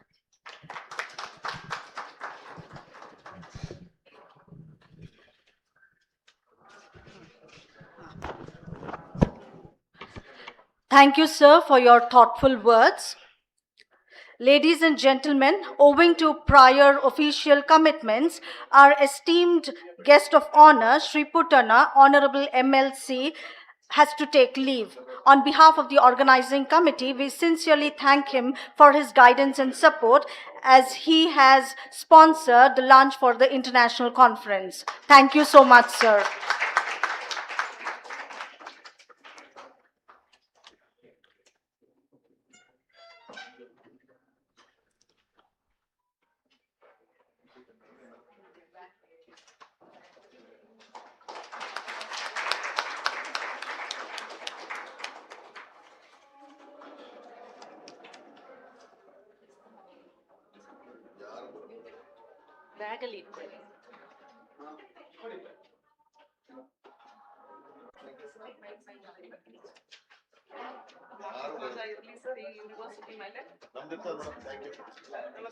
ಇವ್ರ ಕೆಲಸ ಕಡಿಮೆ.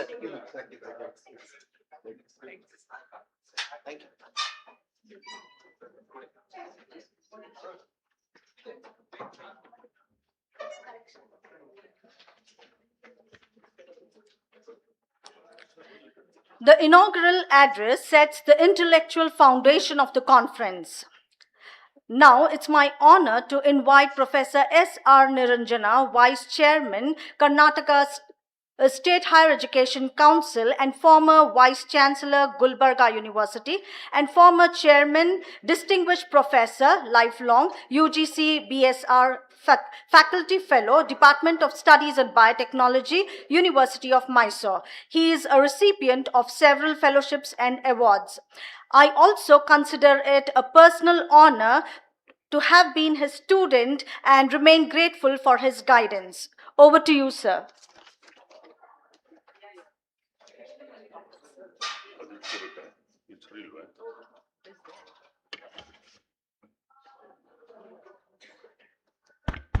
ಇದೆಯಲ್ಲ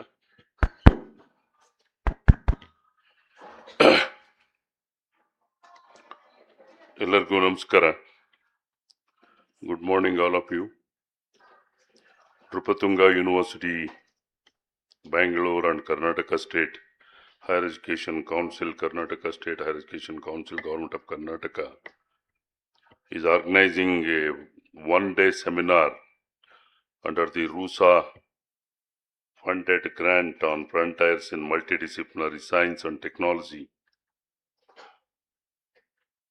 inauguration program.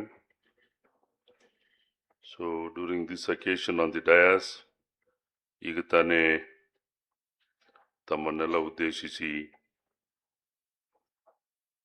ಮಾತನಾಡಿ ನಿರ್ಗಮಿಸಿದಂಥ ಶ್ರೀ ಪುಟ್ಟಣ್ಣನವರು, honourable MLC, former deputy chairman and the Karnataka Legislative Council, and the Prasad Reddy, educationist and syndicate member, Nrupathunga University, the Professor Gaurisha, Director, Center for Educational and Social Studies, is going to deliver the keynote address on the theme. ಮತ್ತು ಈ ಸಮಾರಂಭದ ಅಧ್ಯಕ್ಷತೆಯನ್ನು ವಹಿಸಿರ್ತಕ್ಕಂಥ ವಿಶ್ವವಿದ್ಯಾನಿಲಯದ ಗೌರವಾನ್ವಿತ ಕುಲಪತಿಗಳಾದಂಥ professor Fazia Sultan ರವರೇ,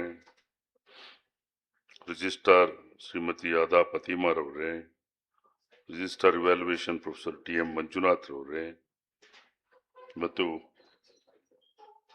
professor ಬಳ್ಳಿಯವರು, former vice chancellor, Nrupatunga university, ವೇದಿಕೆ ಮೇಲಿರ್ತಕ್ಕಂಥ ಎಲ್ಲ ಗಣ್ಯರೇ, ಅಧ್ಯಾಪಕ ಮಿತ್ರರೇ,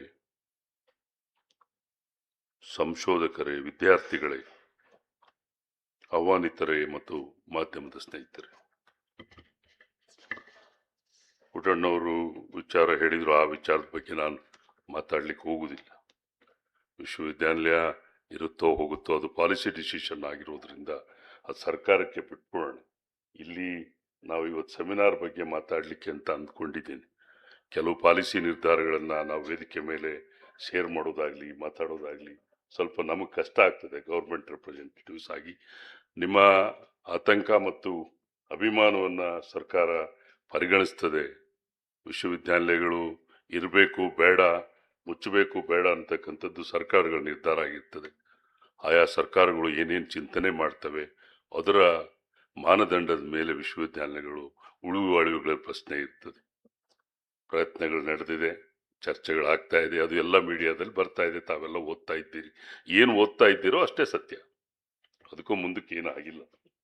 ಅದರಿಂದ ಹೆಚ್ಚಿಗೆ ಆತಂಕಕ್ಕೊಳಗಾಗೋದು ಬೇಡ.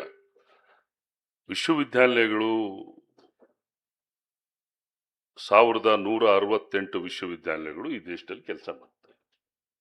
ಅದರಲ್ಲಿ 338 ಪಬ್ಲಿಕ್ ಯೂನಿವರ್ಸಿಟಿಗಳಿದೆ, 45,000 ಕಾಲೇಜ್ಗಳಿದೆ, 11,000 ಸ್ಟ್ಯಾಂಡ್ ಅಲೋನ್ ಇನ್ಸ್ಟಿಟ್ಯೂಷನ್ಸ್ ಇದೆ. ಅದರ ಮೇಲೆ ನಿಮ್ಮ IIM, ISC, IITಗಳೆಲ್ಲ ಇದೆ.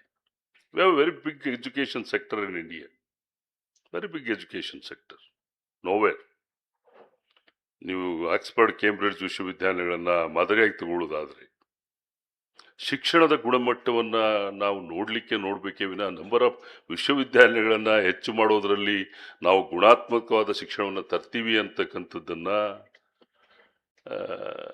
ಭರವಸೆ ಕಮ್ಮಿ ಮಾಡ್ಕೋಬೇಕು ಅಂತ ನನ್ನ ಅನಿಸಿಕೆ. ವಿಶ್ವವಿದ್ಯಾಲಯಗಳು ಹೆಚ್ಚಾಗೋದ್ರಿಂದ ಶಿಕ್ಷಣದ ಗುಣಮಟ್ಟ ಹೆಚ್ಚಾಗೋದಿಲ್ಲ. ಸರ್ಕಾರ ಈಗಾಗಲೇ 50% ಗ್ರಾಸ್ ಎನ್ರೋಲ್ಮೆಂಟ್ ರೇಷಿಯೋವನ್ನು ಹೆಚ್ಚಿಸಬೇಕು. ಇರ್ತಕ್ಕಂಥ ರಾಜ್ಯದ ಗ್ರಾಸ್ ಎನ್ರೋಲ್ಮೆಂಟು ಇವತ್ತು 39.60 ಇದೆ. ರಾಷ್ಟ್ರದ ಗ್ರಾಸ್ ಎನ್ರೋಲ್ಮೆಂಟು 28.7 ಆಗಿದೆ. ಹೀಗಿರ್ತಕ್ಕಂಥ ಸಂದರ್ಭದಲ್ಲಿ ನಾವು ಶಿಕ್ಷಣವನ್ನು ಕೊಡಲಿಕ್ಕೆ ಹೆಚ್ಚು ವಿದ್ಯಾರ್ಥಿಗಳನ್ನು ಶಿಕ್ಷಣದಲ್ಲಿ ತೊಡಗಿಸಬೇಕು. ಗ್ರಾಸ್ ಎನ್ರೋಲ್ಮೆಂಟ್ ರೇಷಿಯೋವನ್ನು 50%ಗೆ ಬರುವಂಥ 2050ನೇ ಇಸ್ವಿಗೆ ಮಾಡಬೇಕು ಅಂತಕ್ಕಂಥದ್ದು ಏನು ಟಾರ್ಗೆಟ್ ಇದೆಯಲ್ಲ, ಅದರ ಜೊತೆಗೆ ಗುಣಾತ್ಮಕವಾದ ಶಿಕ್ಷಣವನ್ನು ಮಾಡಬೇಕು ಅಂತ. That is the main aim of the education. So 2006ರಲ್ಲಿ ಸ್ಯಾನ್ ಪೆಟ್ರೋಡಾ ಟೋಲ್ಡ್ ದಟ್ 2015ನೇ ಇಸ್ವಿಗೆ ಈ ದೇಶದಲ್ಲಿ 1,500 ವಿಶ್ವವಿದ್ಯಾಲಯಗಳು ಆಗಬೇಕು ಅಂತೇಳಿ. ಅದ್ರ ಜೊತೆಗೆ ಗುಣಮಟ್ಟದ ಶಿಕ್ಷಣವನ್ನು ಕೊಡ್ಲಿಕ್ಕೂ ಸಹ ವಿಶ್ವವಿದ್ಯಾಲಯಗಳ ಪ್ರಯತ್ನವನ್ನು ಮಾಡಬೇಕು. ಹೆಚ್ಚು ನಂಬರ್ ಇದ್ದ ತಕ್ಷಣ ನಾವು ಸಾಧನೆಯನ್ನು ಮಾಡ್ತೀವಿ ಅಂತಕ್ಕಂಥದ್ದು ನಮಗೆ ಪಾಶ್ಚಿಮಾತ್ಯ ದೇಶಗಳನ್ನು ನೋಡಿದಾಗ, ನಮ್ಮ ಪಬ್ಲಿಕೇಶನ್ ಸ್ಟೇಟಸ್ ಅನ್ನು ನೋಡಿದಾಗ ನಮಗೆ ಎಲ್ಲೋ ಒಂದು ಕಡೆ ನಾವು ನಂಬರಲ್ಲಿ ಹೋಗ್ತಾ ಇದ್ದೀವೇನೋ ಅಂತ ಅನಿಸ್ತಾ ಇದೆ. 1,1.3 million papers you are published so far in India compared to 1.4 million papers of United Kingdom, 4.6 million papers of United States, 6.6 million papers of China. Though we are published 1.3 million papers is equivalent to 1.4 million papers of United Kingdom, our impact factor paper is 14.9. 1.4 million papers of United Kingdom, impact factor is 39.6.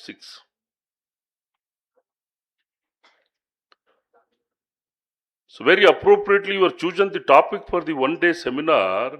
That is a very important today, this multidisciplinary science, how it going to improve your status of publication as far as science is concerned.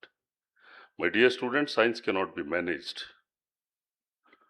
I traveled long 40 years of my scientific travel. I published more than 250 papers in the area of agricultural biotechnology.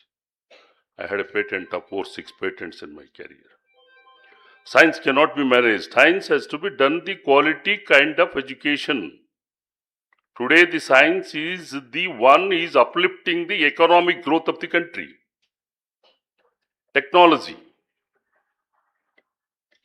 1947, after the independence, what was with you in this country? Tell me just. Go back. You don't know the history. You must know the history. In 1947, what was the status of the technology is concerned in this country? What was the kind of science we are doing in 1947? I told you the 1.3 million papers of publication, today's status. In 1947, when we have taken the independence from British, there was no food security, there was no communication, their poverty was there. All these three were the major constraint of this country when we have taken the independence. That day Jawaharlal Nehru told that this country is having the future only with a development of newer science and technology and education. Education, science and technology can remove the poverty and hunger of this country. So that transition has taken place with the Swaminathan in agriculture, MS Swaminathan. A 15 million metric ton grain was produced in 1947 up to 1960. Today we are producing 350 million metric ton grains in this country. The technology is improved in agriculture. That's what food is sustained. A sustainable development, your sustainable goals in technology development is very important to making the multidisciplinary science. We started our education from Vedic science, from Gurukula system up to artificial intelligence. Today we are talking what we are now. What is in between the travel of technology development? British was permitted to start you in this country only 4 zonal IITs in this country. British was permitted, that was the history. You see your literature, how IITs were started. What kind of education IIT is giving today? What is the standard of education the IITs are giving? What is the standard of quality education we are giving in the conventional science and technology? And what kind of professional courses we are introduced in this country and how we are uplifting the quality education? Only 4 IITs, zonal, one in north, one in south, and one in west, and one in east. Today we are running 23 IITs all over the country. Top technology students are coming out. You are interdisciplinary or multidisciplinary. What we are talking today is not the new concept. When you take the history of Nalanda Takshashila University, now it is rejuvenated. All young generation, you must understand what is the kind of education was given in Nalanda Takshashila ancient histories long back. There was an interdisciplinary of your astrology, mathematics, philosophy. Attracted 10,000 students internationally and 2,000 teachers to teach the multidisciplinary subject in Nalanda Takshashila University. That was the time when the teachers were committed. The teachers were committed and teachers today also committed. Teaching profession is a great profession. Commit ಆಗೋದು ಬಿಡೋದು ಒಂದು ಹಂಗ್ಬಿಟ್ಟಿದ್ದು. If I am a teacher, whether I can commit with me or my profession or not, that is up to me. Nobody can tell that whether you are committed or not, you are committed or not. Teachers are committed with teaching. That teaching facilitates some kind of a skill-oriented, multidisciplinary scientific technology. Your theme today, you are very precisely selected. The topic is very wide. Very wide. It's not a one-day program. Multidisciplinary science is not a one-day program to finish it up in one-day workshop, in one-day seminar. It is a very vast, as far as technology is concerned, as far as how multidisciplinary science is going to help for the human welfare. That is also most important to take it. How multidisciplinary science is going to help the human welfare. My dear students, you take a piece of paper, update your knowledge, and you try to see, to understand your intelligence and your depth of knowledge. What are the scientific success stories are there in this country so far after the independence? Any teacher, any student, you take a piece of paper and write it one by one. How many success stories we are succeeded as far as science is concerned after the independence? ಎಷ್ಟು success ಸ್ಟೋರಿಗಳು ನಮ್ಮ ದೇಶದಲ್ಲಿ ನಾವು science ಅನ್ನ success ಮಾಡ್ಕೊಂಡ್ಬಂದು ಇವತ್ತು product development ಅಂತ ಏನು ಹೇಳ್ತೀವಲ್ಲ, we are enjoying the fruits of that a basic technology. Your satellite, your nuclear, your vaccine, your green revolution to gene revolution, your IT sector, your auto cars, your drug discovery. All these sciences are diversified and multidisciplinary. Who are the main producers of the vaccines? And how this green technology, green revolution has taken place to the gene revolution. Transferring a gene to that's what interdisciplinary is a very important concept today It refers to integration of knowledge, method and tools from different academic disciplines to solve complex real-world problems. What are the problems we are facing as far as science is concerned? That's what I told in the beginning. Science cannot be managed. Science cannot be managed. It will give some kind of knowledge, integration of interdisciplinary subject to understand and to address the real world problems what we are facing today. Food is the problem, health is the problem, medicine is the problem. What is problem all over the world today? What problems we are facing now? How the other countries are advancing? But multidisciplinary in knowledge is working together without losing the identity of the each discipline. The definition is very important. How best you understood, I don't know. See, working together without losing the identity of each discipline.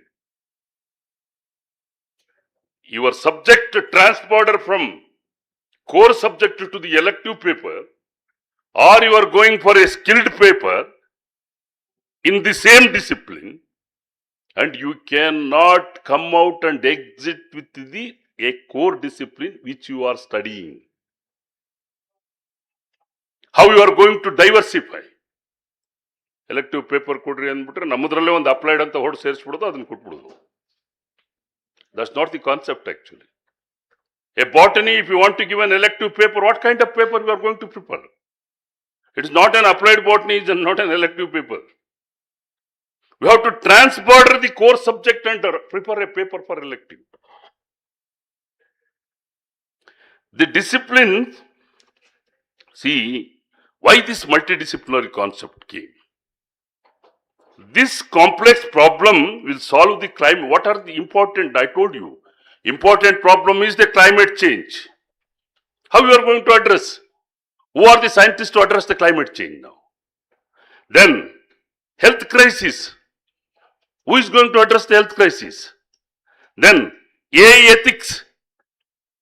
We will call it as an AI ethics. Not artificial intelligence. Artificial intelligence is a different. But AI ethics. Same thing happened in genetically modified crops. Ethics came in the way.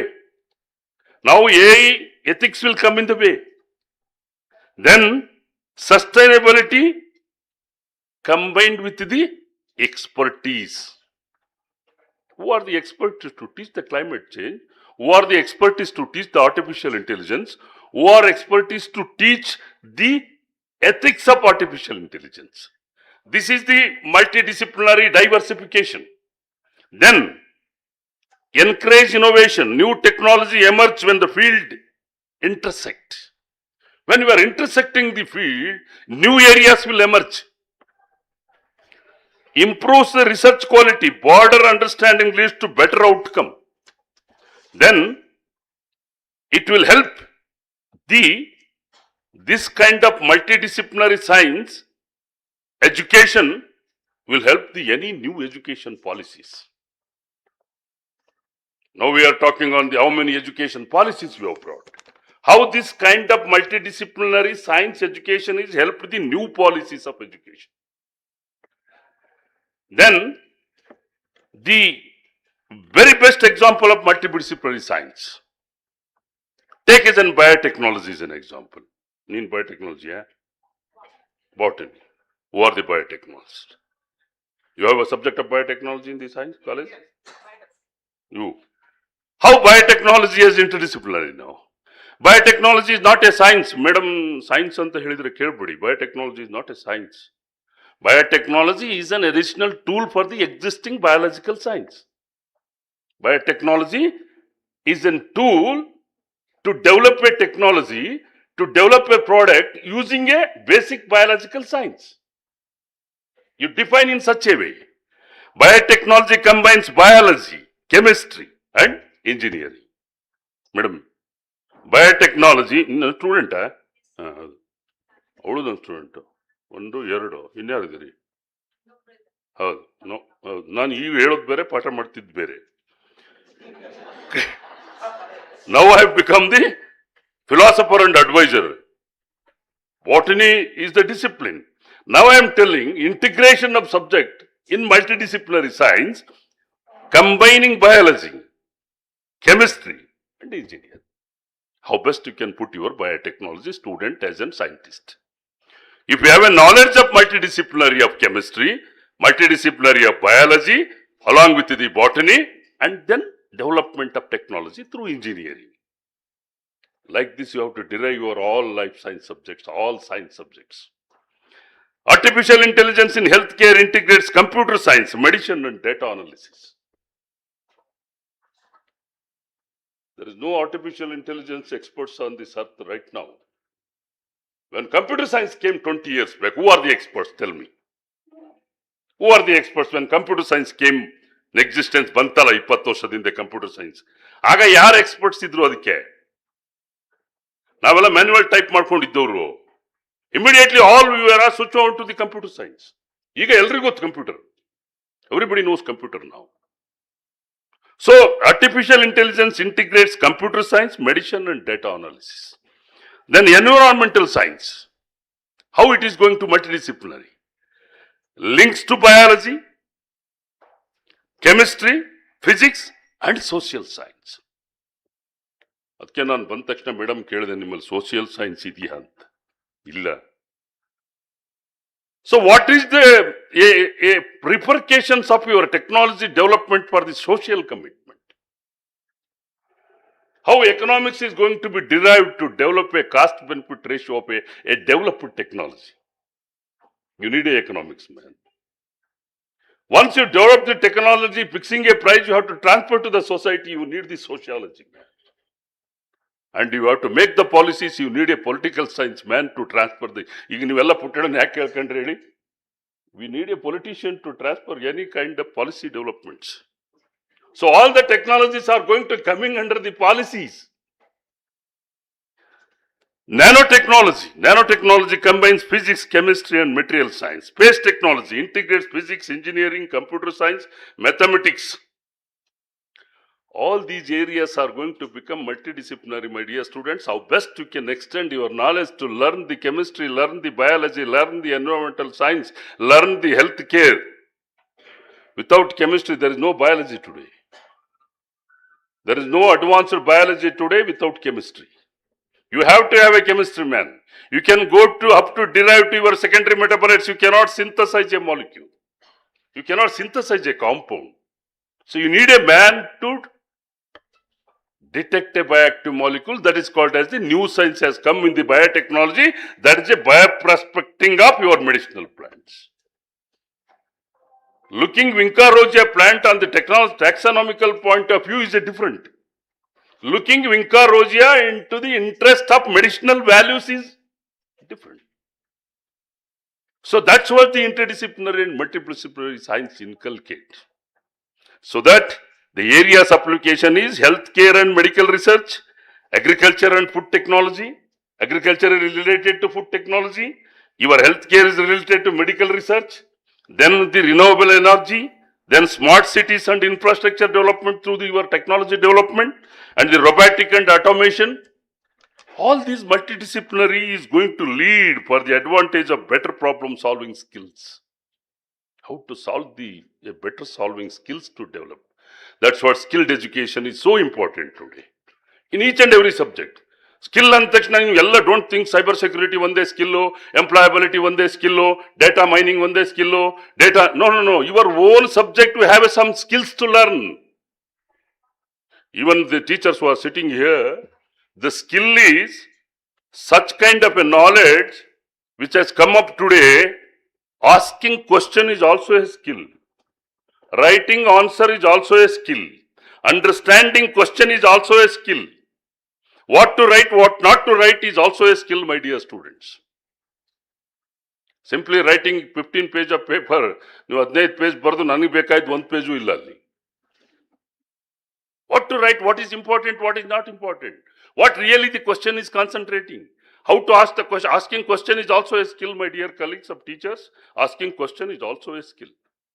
Student ಹೇಳ್ಬೋದು ಏನು question ಕೇಳಿದಾರೆ ಇವ್ರು ಅರ್ಥನೇ ಆಗ್ತಾ ಇಲ್ಲ ಅಂತ ಅವ್ನು ಹೇಳ್ಬಿಟ್ರೆ ಅಲ್ಲ ಅವ್ನಿಗೆ ಅರ್ಥ ಆಗಿಲ್ಲ, ಅವ್ನು ಓದಿಲ್ಲ, ಅವ್ನು ಹೇಳ್ಕೊತಾನೆ, ಹಂಗಂದ ತಕ್ಷಣ ನಾವು ಕನ್ಸಿಡರ್ ಮಾಡ್ಬೇಕಂತ ಇಲ್ಲ. But generally speaking, a very skilled question. Nam kaladalla question ne 3 line irodu. Today objective type bantu. Objective type only one day word question. GAT. GAT is a question. What is that GAT? Agudilla ivaniಗೆ ಯಾಕಂದ್ರೆ that's what competitive examination percentage is 0.2%. He cannot write the GAT. What is that? He cannot write what is the GM. What is the BT? BT is a question. GM is a question. GAT is a question. WT is a question. You need not write what is World Trade Organization. Those days have gone now. That's called as the skill-oriented education is so important today. To make an interdisciplinary. This multidisciplinary science and technology is essential in today's world to bridge the gap between traditional subject and help develop the innovative, sustainable solution for the global challenges what we are facing. This multidisciplinary is to understand the global challenges. Global challenges is, I mentioned so far in last 10 minutes, these are all the important areas are coming up in the science. ಪುಟ್ಟಣ್ಣವರು ಹೇಳಿದ್ರಲ್ಲ ಈಗೆಲ್ಲ development ಆಗ್ತಾ ಇದೆ, technology ಬರ್ತಾ ಇದೆ, ಏನೇನು ಆಗ್ತಾ ಇದೆ ಅಂತ ನಾನು ಸ್ವಲ್ಪ ಬಿಡಿಸಿ ಹೇಳಿದ್ದೀನಿ ಅಷ್ಟೇ. ವಾಟ್ ಈಸ್ ಗೋಯಿಂಗ್ ಅಂತ. And all scientists, you have a major role to deal the science. And all you are the scientific, we are all scientific leaders. How to take the science further.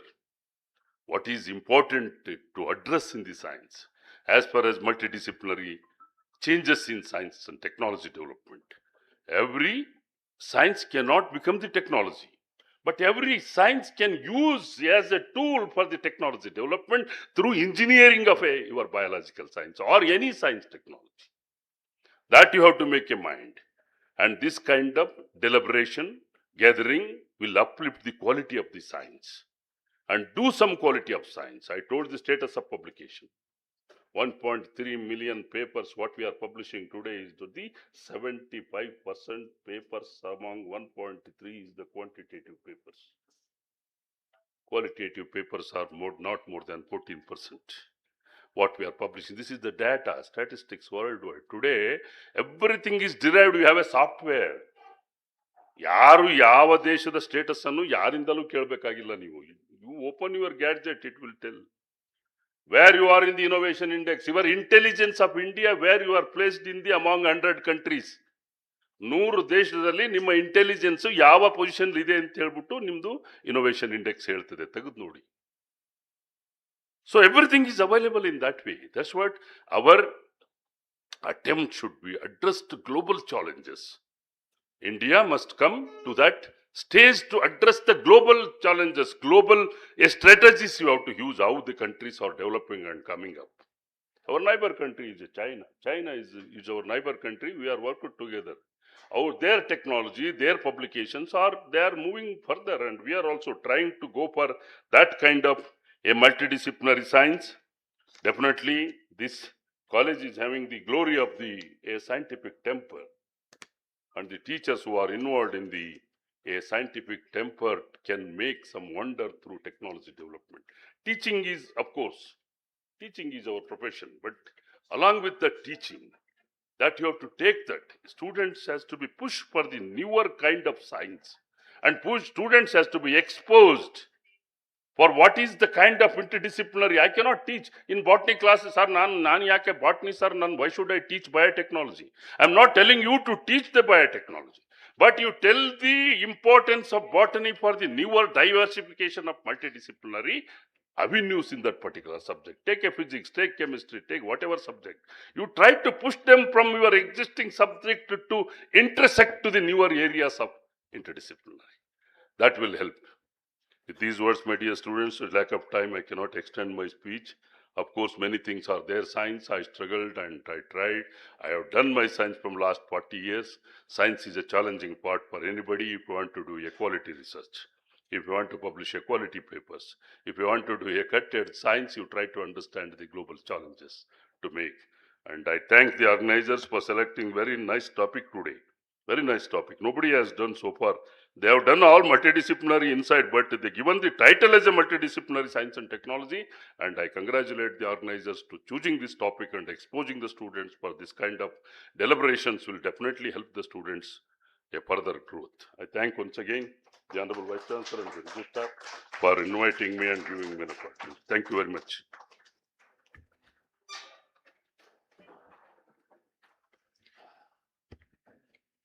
Thank you, sir, for setting the tone for this conference with your visionary address. The keynote address will be delivered after the vote of thanks, as the speaker requires a PowerPoint presentation. We are delighted to have Professor Srinivas Balli, sir, former Vice Chancellor of Nrupathunga University, with us. I request sir to share a few thoughts with us.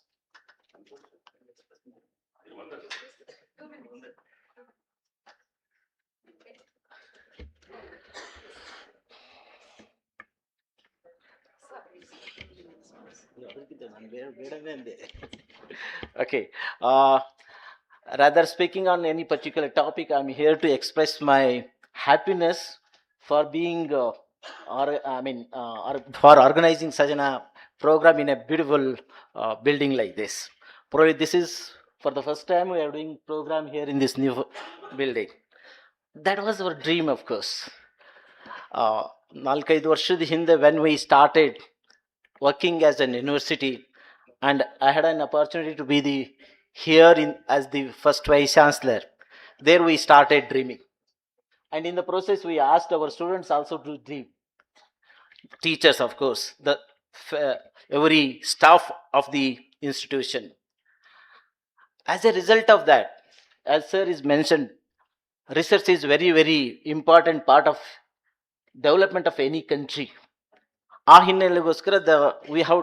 It is the younger generation who will write the destiny of the nation. Therefore, we forced our PG students to start writing the international papers and publish them in international journals. As an effort of it, as a result of it, in the very first attempt, we could able to get around 26 papers published in international journals by our PG students. That was a small contribution, of course, by our students. But that's how we started working. So my humble request to all the people concerned, whether they are the policymakers or they are in the executive state, my request is whatever is required for an university here we have everything. That intelligence, the management, the well-qualified teachers, experienced teachers, and above all, an interest to do that. So Nrupathunga will definitely shine, provided you please support us, sir. So I'm sure that Nrupathunga is one of the universities who has started, transforming itself from the college status to university, working in the style of university much before all other institutions started it. So research ಆಗಬೇಕು, education ಆಗಬೇಕು, ಜೊತೆಗೆ we have to try to find the solution for the issues or the problems the society is facing. That is the ultimate aim of any university. Therefore, we want our students, we want our faculty members to solve the problems of the society. With that intention, we started our activities, of course, as it is elaborated, starting from Nalanda, Takshashila to the artificial intelligence by Honorable our Vice Chancellor, Vice Chairman of Higher Education Council, Dr. Niranjan. ನಾನಲ್ಲಿ ಜಾಸ್ತಿ ಹೇಳೋ ಅವಶ್ಯಕತೆ ಇಲ್ಲ, but there is A caution.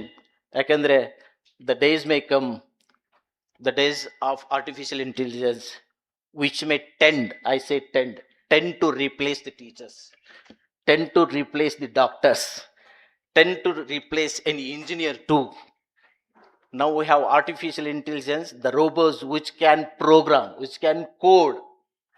So that even you don't need computer science engineers, programmers, coders. So this is a very caution.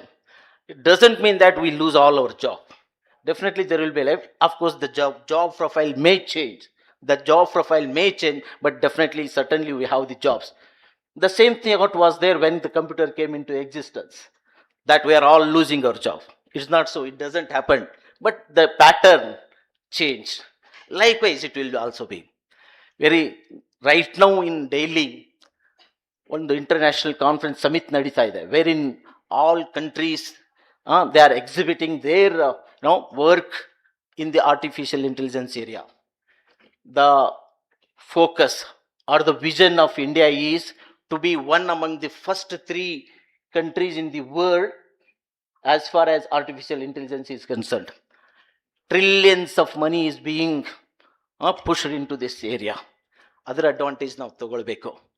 Sir ಹೇಳ್ದಂಗೆ ಇದ್ರ ಜೊತೆಗೆ ಜೀವನ ಏನು ಹೋಗೋದಿಲ್ಲ. ಫಾರ್ ಸಸ್ಟೈನಬಿಲಿಟಿ ಎಲ್ಲ life, biology, botany, geology, chemistry, physics ಎಲ್ಲನೂ ಅದ್ರ ಜೊತೆಗಿರುತ್ತೆ. But in a different way, in an applied way. ಆ ಹಿನ್ನೆಲೆನೇ ದ್ಯಾಟ್ ಲಿಂಕನ್ನು, ಆ ಗ್ಯಾಪನ್ನು ನಾವು ಬ್ರಿಡ್ಜ್ ಮಾಡಲಿಕ್ಕೆ we have to struggle, it seems. So with that in that context we have all together work in that direction. ಇವತ್ತಿನ ಈ international conference will throw the light ಅಂತೇಳಿ ನಾನು ಆಶಿಸ್ತೇನೆ. ಅದರಲ್ಲಿ ಬಂದಿರುವಂಥವ್ರು ಎಲ್ಲರಿಗೂ ಶುಭಾಶಯನ ಹೇಳ್ತೇನೆ. ನನಗೆ ನಿಜವಾಗ್ಲೂ ಖುಷಿಯಾಗಿದೆ, ನಮ್ಮ ವಿಶ್ವವಿದ್ಯಾಲಯದಲ್ಲಿ ಈ ಥರದ ಆ್ಯಕ್ಟಿವಿಟೀಸ್ಗಳು, ಇಂಟರ್ನ್ಯಾಷನಲ್ ಕಾನ್ಫರೆನ್ಸ್ಗಳು, ಇಂಟರ್ನ್ಯಾಷನಲ್ ಸೆಮಿನಾರ್ಸ್ಗಳು, ಹಾಗೆ ನಮ್ಮ ಬೇರೆ ಬೇರೆ ವಿಶ್ವವಿದ್ಯಾಲಯಗಳ ಜೊತೆ MOUಗಳು ಇದೆಲ್ಲ ಪ್ರಾರಂಭ ಆಗಬೇಕು ದೊಡ್ಡ ಪ್ರಮಾಣದಲ್ಲಿ. ಸರ್ಕಾರಕ್ಕೆ ಮತ್ತು ಪಾಲಿಸಿ ಮೇಕರ್ಸ್ಗೆ ಅನಿಸ್ಬೇಕು, this should continue as a university. ಆ ಹಿನ್ನೆಲೆಯಲ್ಲಿ ನಮ್ಮ ನಿಮ್ಮೆಲ್ಲ ಪ್ರಯತ್ನ ಆಗಲಿ ಅಂತ ಹೇಳ್ತಾ, ನಾನು ಅಂದರೆ ಅನಪೇಕ್ಷಿತ ಆದರೂ ಸಹಿತ ಇಲ್ಲಿ ಬಂದು ನನಗೆ ಮತ್ತೆ ವೇದಿಕೆ ಮೇಲೆ ತಳ್ಳಲಿಕ್ಕೆ ಅವಕಾಶ ಕೊಟ್ಟಿದ್ದಕ್ಕೆ ನಮ್ಮ ವೈಸ್ ಚಾನ್ಸಲರ್ ಫಜಿಯಾ ಮೇಡಮ್ ಅವರಿಗೂ, ನಿರಂಜನ್ ಅವರಿಗೂ, ಮಂಜುನಾಥ್ ಅವರಿಗೂ, ನಮ್ಮ ಪ್ರಸಾದ್ ರೆಡ್ಡಿ ಅವರಿಗೂ, ಹಾಗೆ ರಿಜಿಸ್ಟ್ರಾರ್ ಮೇಡಮ್ ಆದವರಿಗೂ ಸಹಿತ ಎಲ್ರಿಗೂ ಸಹಿತ ಕೃತಜ್ಞತೆಗಳನ್ನು ಸಲ್ಲಿಸ್ತಾ, ವಿಶ್ವವಿದ್ಯಾಲಯಕ್ಕೆ ಇಡಿಯಾಗಿ ಒಂದು ಉತ್ತುಂಗದ ಭವಿಷ್ಯವನ್ನು ಬಯಸ್ತಾ ನನ್ನ ಮಾತುಗಳನ್ನು ಮುಗಿಸ್ತೇನೆ. ನಮಸ್ಕಾರ.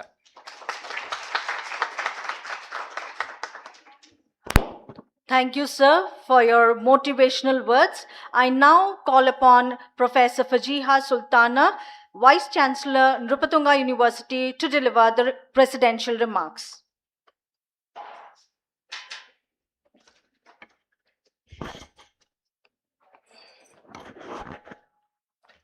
ಎಲ್ಲರಿಗೂ ನಮಸ್ಕಾರ.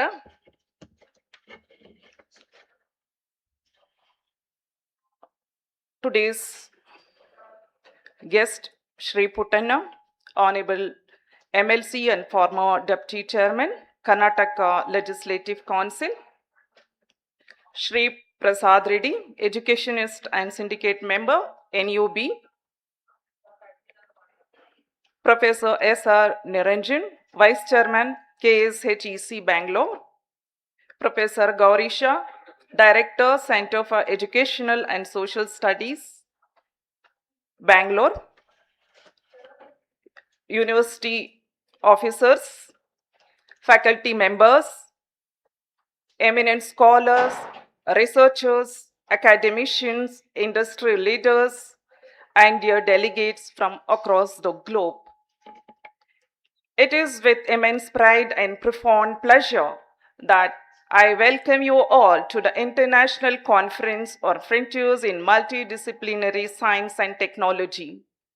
This gathering is not merely an academic event, it is a convergence of ideas, disciplines, cultures, and visions, united by a shared commitment to knowledge, innovation, and progress. In an era defined by rapid transformation, the boundaries that once separated disciplines are steadily dissolving. Today, the most pressing challenges of humanity, be it climate change, public health, sustainable development, artificial intelligence, or technological ethics, cannot be addressed in isolation. They demand multidisciplinary thinking, collaborative research, and integrated technological solutions.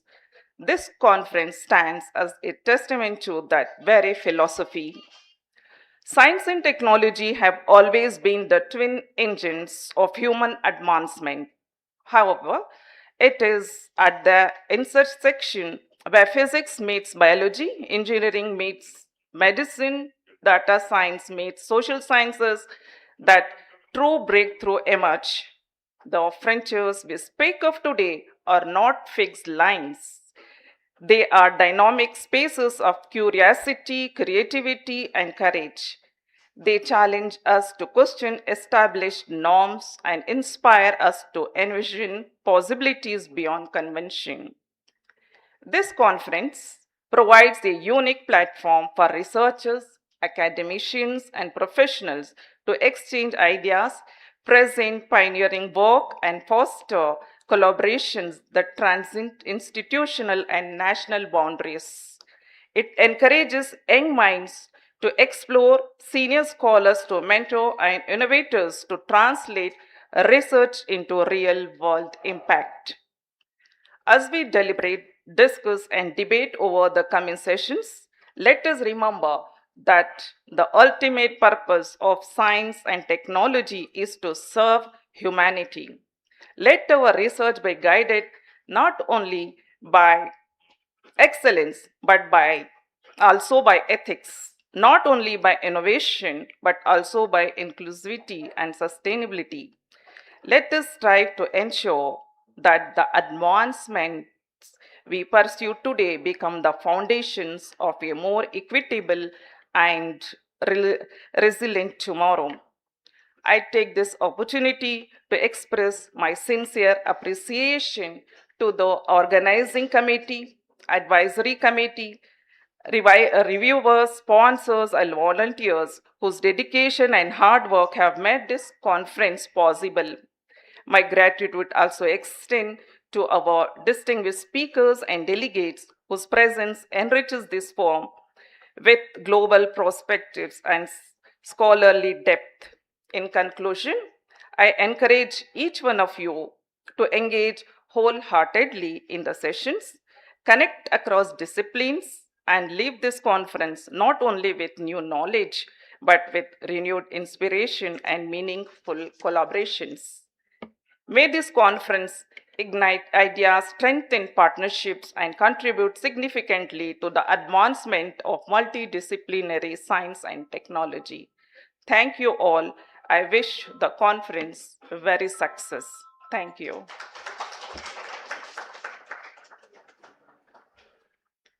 Thank you, ma'am, for your inspiring leadership and guidance. I now invite Dr. Asha N., Organizing Secretary, ICFMST 2026, to propose the vote of thanks.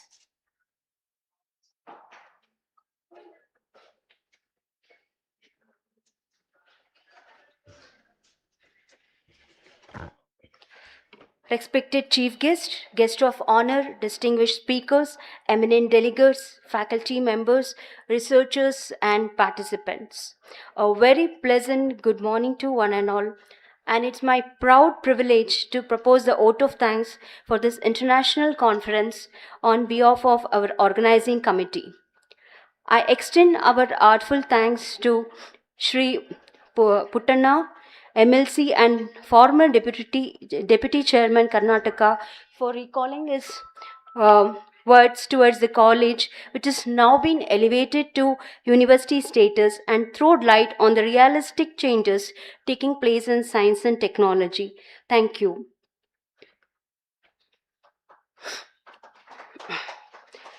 Thank you, sir, for your valuable words. And I also thank Professor S.R. Niranjana, sir, Vice Chairman, HEC, and for your words which really inspired us in improving the quality of education. We would really implement it, sir. I also thank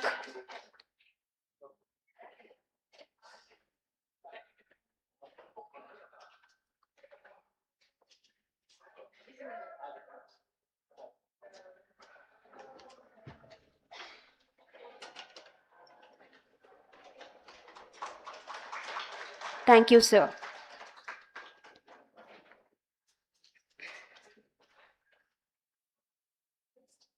Okay. I also thank Prasad Reddy, sir, for educationalist and syndicate member for gracing this occasion.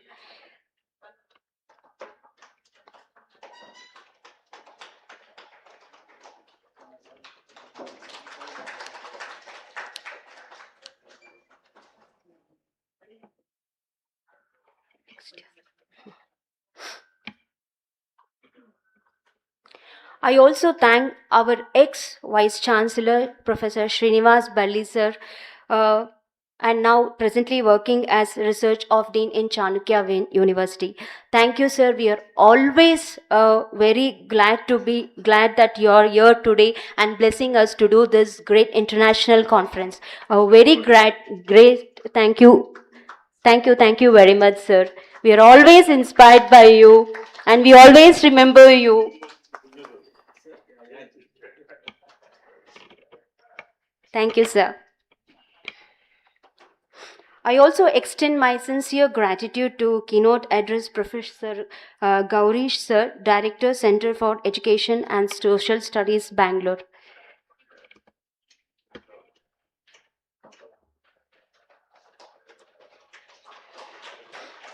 Thank you, sir, for gracing this occasion.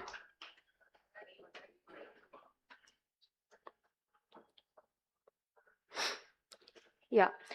And which we do not forget always, our backbone of the international conference, our Vice Chancellor, Professor Fajiha Sultana ma'am, and our dynamic register admin, Ada Fatima ma'am, and always enthusiastic person, Professor Manjunath sir, and Shri Dhananjaya sir for supporting and being the support always and executing this international conference very successfully.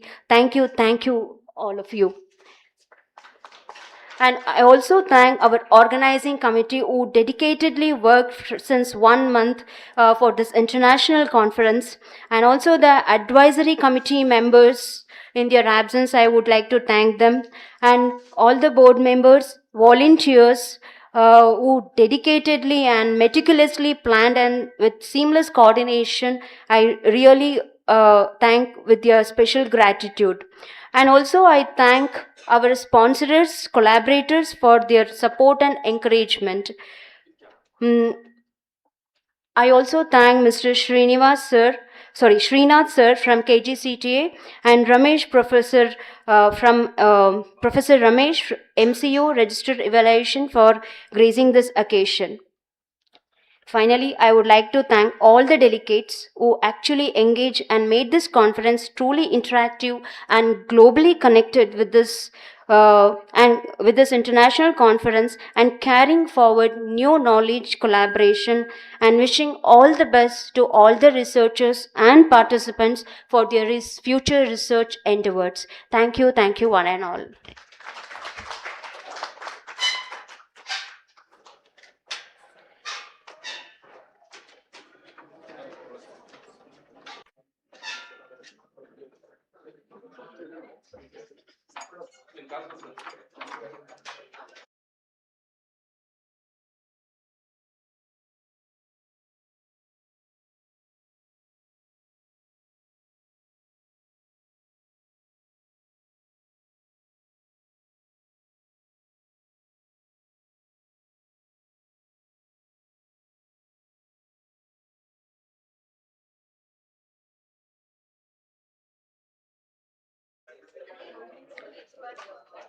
We now move to the most anticipated segment of this morning session. It's almost noon. The keynote address. Outcome-based education is not merely a framework, it is a transformation in academic thinking. Huh?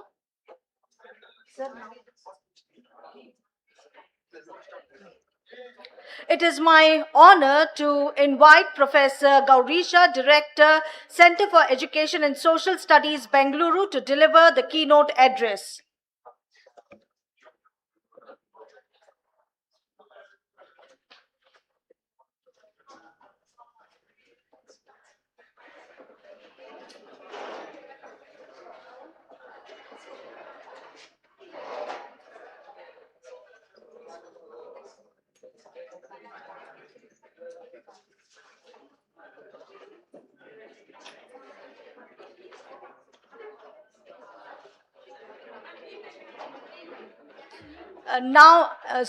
Now we have 5 minutes of tea break.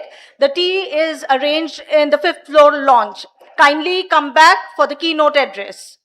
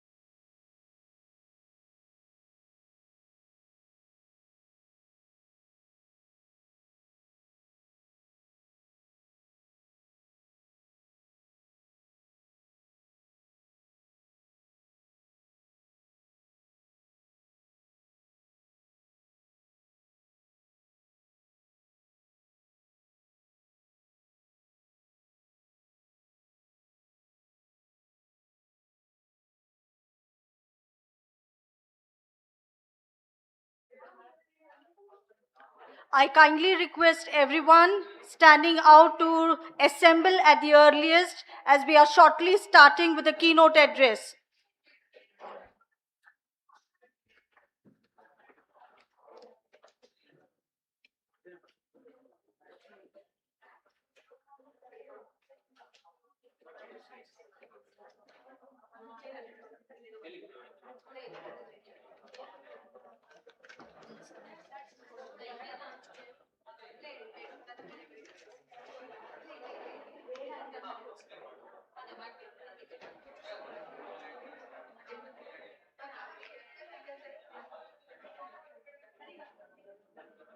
Ladies and gentlemen, kindly settle down and be seated as we will proceed with the keynote address.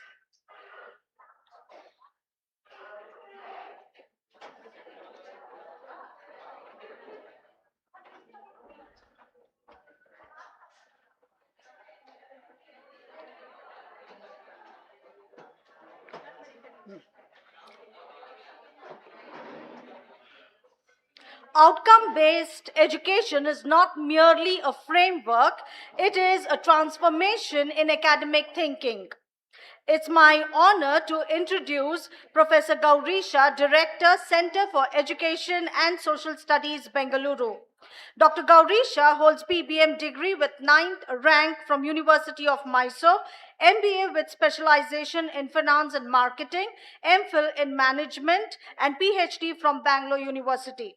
He has close to 2 decades of teaching experience at post-graduation level, teaching management subjects. He has experience in quality management and accreditation of higher education institutions. He served as chief consultant in the Technical Secretariat of Committee for Drafting National Education Policy under former ISRO Chairman Dr. K. Kasturi Rangan Committee, constituted by MHRD, Government of India in 2017. He served as Honorary Secretary and Treasurer of Sikh Lambs, a Bangalore-based NGO, and was involved in educational projects and has organized many conferences and public lectures. Dr. Gaurisha has involved in many research pursuits in the area of management and education sponsored by ICSSR New Delhi, IKS Division, MOE, and other funding agencies. He has delivered over 100 lectures and conducted workshops on National Education Policy 2020 across the country. He has conducted workshops and FTPs on various topics related to multidisciplinary education, outcome-based education, quality of education, and innovations in teaching learning. Dr. Gaurisha is also passionate about literature and theatre. He has written many plays, poems, and short stories in Kannada. I now invite Dr. Gaurisha to deliver the keynote address. Over to you, sir.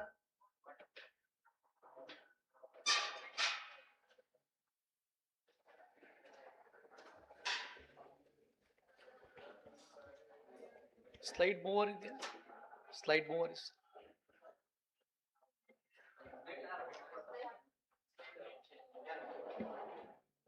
Okay. Namaste. Let me first congratulate the organizers for organizing such a wonderful conference today on a topic of importance in the current scenario. I am not new to this campus, but I am new to this building. So I inaugurated the research center when Nrupathunga University was thought of having a multidisciplinary research center at the university. I was part of the entire exercise. And now again, happy to be part of this conference. So my time limit is already set for not more than 15 to 20 minutes. As my designation is professor, so we always respect the time, but we always go beyond the time.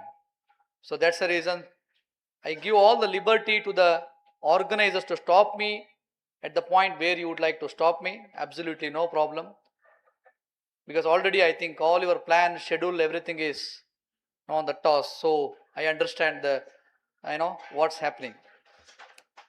Having said this, the context is well set by Professor Niranjan in the morning in his inaugural address. He elaborately spoken on multidisciplinary and innovations in the science and technology education. And now I think it is very relevant theme that organizer thought to have for some deliberations, that is outcome-based education. I was just talking to a few of the students. Normally I does that. I talk to the students and faculty wherever I go. There are usual complaints from the students. At the same time, we see that complaints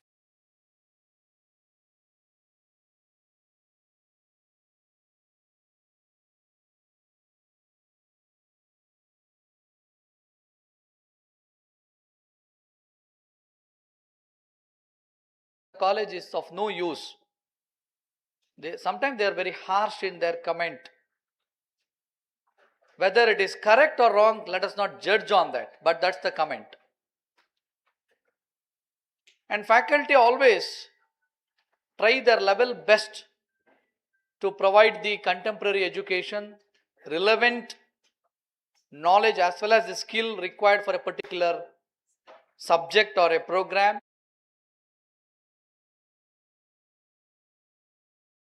Whichever sector, whether it is economy or social sector or it is any industry where the student go and build their career. And also they always wish for their life anyway. The whole thing, if you look at, there is something, the gap which making all of us all to think in detail. So where is exactly the problem that is located? Normally the understanding of the faculty is that we are teaching everything. So we have taken the entire syllabus, we have covered the syllabus, we have done all the classes, laboratory experiments, but still the industry has a comment, the students who come out of the college are not ready for industry. So finally they pointing towards us that we are responsible for the same. I think this outcome-based education is not new, and I am not telling that for everything there is answer in this or solution in this. But definitely it gives a different perspective for both the teachers and the learners. We are talking about multidisciplinary education, we are talking about innovations, all advanced technology that we are embracing today, and we try to integrate with our teaching learning process. But finally, for what purpose we are doing all this? I take the clue from the Professor Niranjan sir talk. Even asking question is an art and there is a science behind it. So now, whether all this, whether it is a single discipline or interdiscipline or the like biotechnology, a transdisciplinary program, or it is a multidisciplinary program, finally, what it is leading towards and what is expected from all this. Why we are going away from the disciplinary or single or monodisciplinary to multidisciplinary. Actually, we are going back to the multidisciplinary and interdisciplinary approach. So what is the need? What made us to think? Basically, there are 2-3 challenges that we are facing. To address those things, now we are coming out with multidisciplinary education and learner-centric approach, holistic nature, and finally, as an application part, outcome-based, or basically, hitting on the learning outcomes. If you look at the entire exercise, what we do, if you think there are many students are here, I think more students are there here than the faculty members, as I can make out. If you ask the students, everything is examination.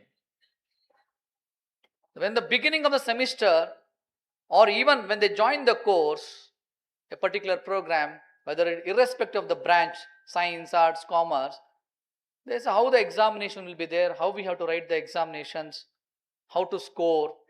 Finally, for students, everything is examination. You introduce any innovative pedagogy, you bring the experiential learning, you do all research work, you take them to the laboratories. Finally, they link it to the examination. With all your effort for entire semester, taking 50, 60 hours of class, at the end of the semester, in the last class, invariably student asks few questions. One among such questions is, what are the important questions for examination? Whole syllabus is covered, material is given, entire exercise has been done. Finally, they ask for a question bank. I think question bank is not the case today. What are the important questions? And if you don't answer that question, teacher is not a good teacher. So that's the reason teachers also have permutation combinations.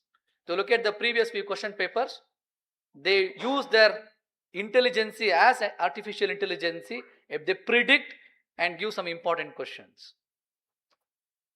Why I am telling this?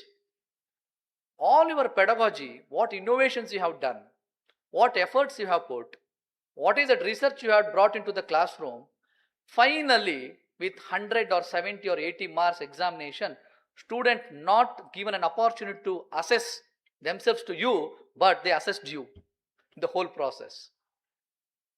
And limiting it to the exam, nothing wrong in that, because that is what finally they want, because that's how the system is built and that is what expected externally.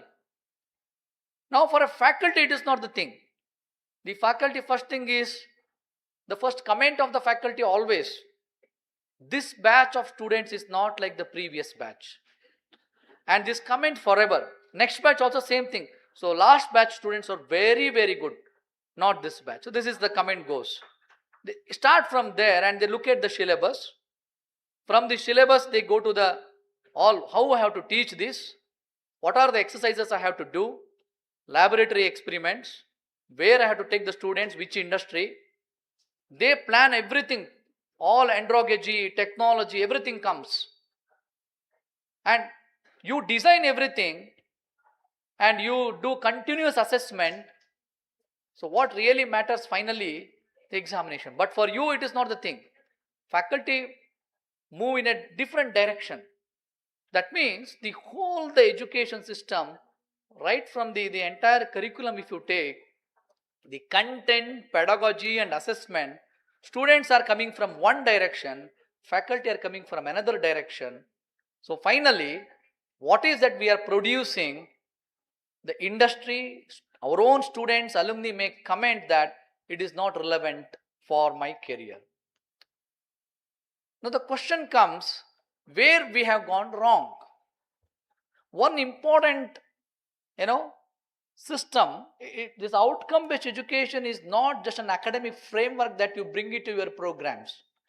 By the way, this is a system that you need to adopt and implement institutionally. It is an institutional framework, not just for an individual program, because it needs a different culture altogether. Need to have a shift from what existing way that we are doing and thinking. To that happen, we need certain framework, we need to map, we need to measure. So that's the reason we have a lot of aspects within the outcome-based education. Otherwise, you would see it as an institutional. That's the reason the OBE must be institutionalized. Otherwise, you cannot get any benefit from this particular exercise. If you do it for number of years, then you understand, so we have not yielded any result.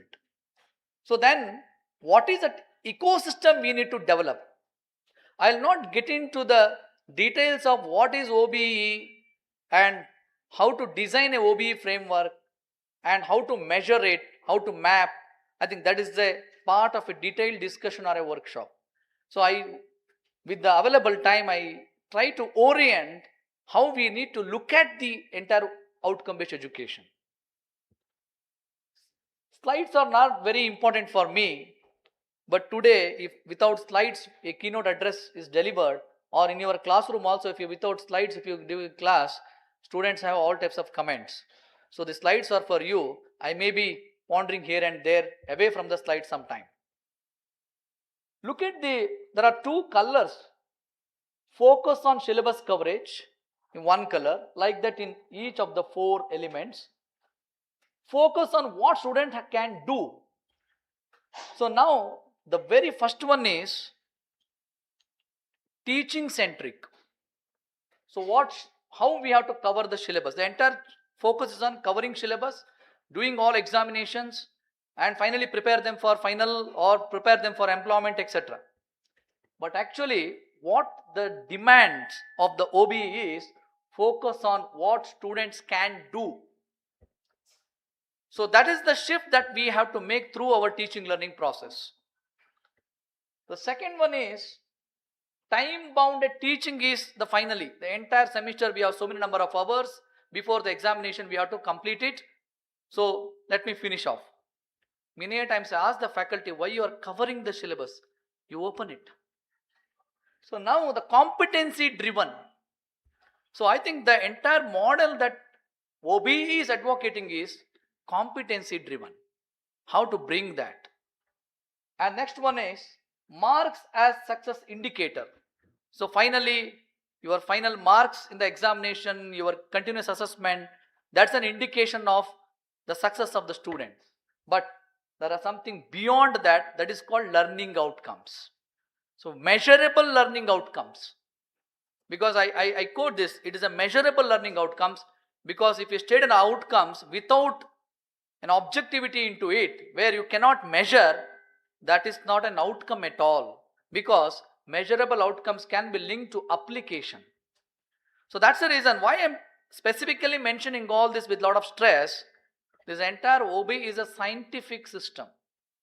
System means it is scientific anyway, but it is very scientific, and I think more elaborated effort in terms of not only discussion, even in terms of how to write and apply it and implement it. So that is required. So here more of application centric is what the entire advocacy of OBE. I think where to start this OBE? Many a times if I talk about something else, that makes the things very clear to all of you, because in most of the cases, or at least in few cases, the system is like that. I have observed many universities and colleges, they first prepare the entire syllabus and then they write the outcomes and then they prescribe the assessment and pedagogy, etc.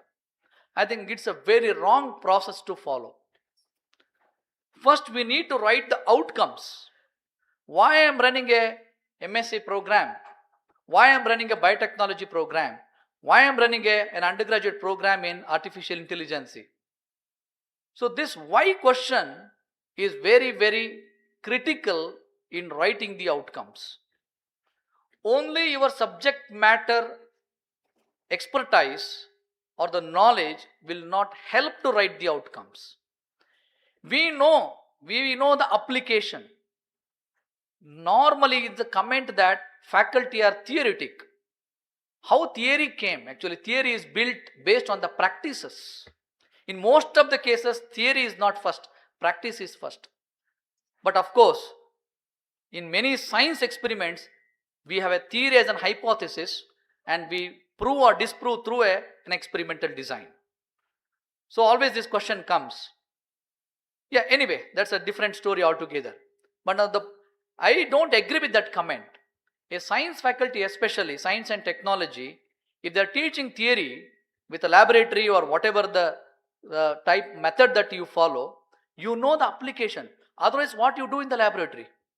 You are telling all the permutation combinations, all experiments. Is it not application? Yes, it is application. The only thing is, whether this application needs to an end result which available in the market or which can be converted into a product and demonstrate it to the users. I think that's where some gap is there. Second one is, you always have a simulation. Your context is already defined. Other variables are controlled here. So that's the reason you have a context, you are teaching in that particular context. When the student goes out of your university and the same thing is actually in the science laboratory in the company they are applying with the latest technology available, that's maybe the one difference which may not be available at your university or possible in many universities. That's the one gap. Second one is the context differs. The end results expected by the product developer in the industry is different. And look at the complexity. I think at least 2-3 speakers in the morning mentioned about this: sustainability, climate change, social sensitivity, etc. The moment you release a product, all these questions comes to the company. So the complexity is more now. So if you do some experiment, you have to tell what are the side effects of it and how to do it in a sustainable way. If you talk about more on sustainability, green, then the people who involved in commercial comes, no, this is not possible, it is not going to be a commercial one. So look at the thing, how many people involved here? Basic science people, transdisciplinary people because the technology is integrated there, transdisciplinary people, and then pure technology people, your social science people, particularly from sociology, economics, few from commerce, to solve a problem with a solution, whether it is in the form of a product or otherwise, need to have a thinking of different dimensions. So now the whole complexity is in front of that young chap who joined the company. Maybe a team member now, tomorrow if he grows, he become a team leader. Suddenly it's a shock for the student. Why? Because he has not seen that complexity in your laboratory.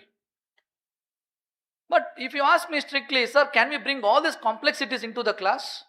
That's a highly challenging one, where you have specialized facilities with that kind of an expertise, you can definitely bring in to greater extent.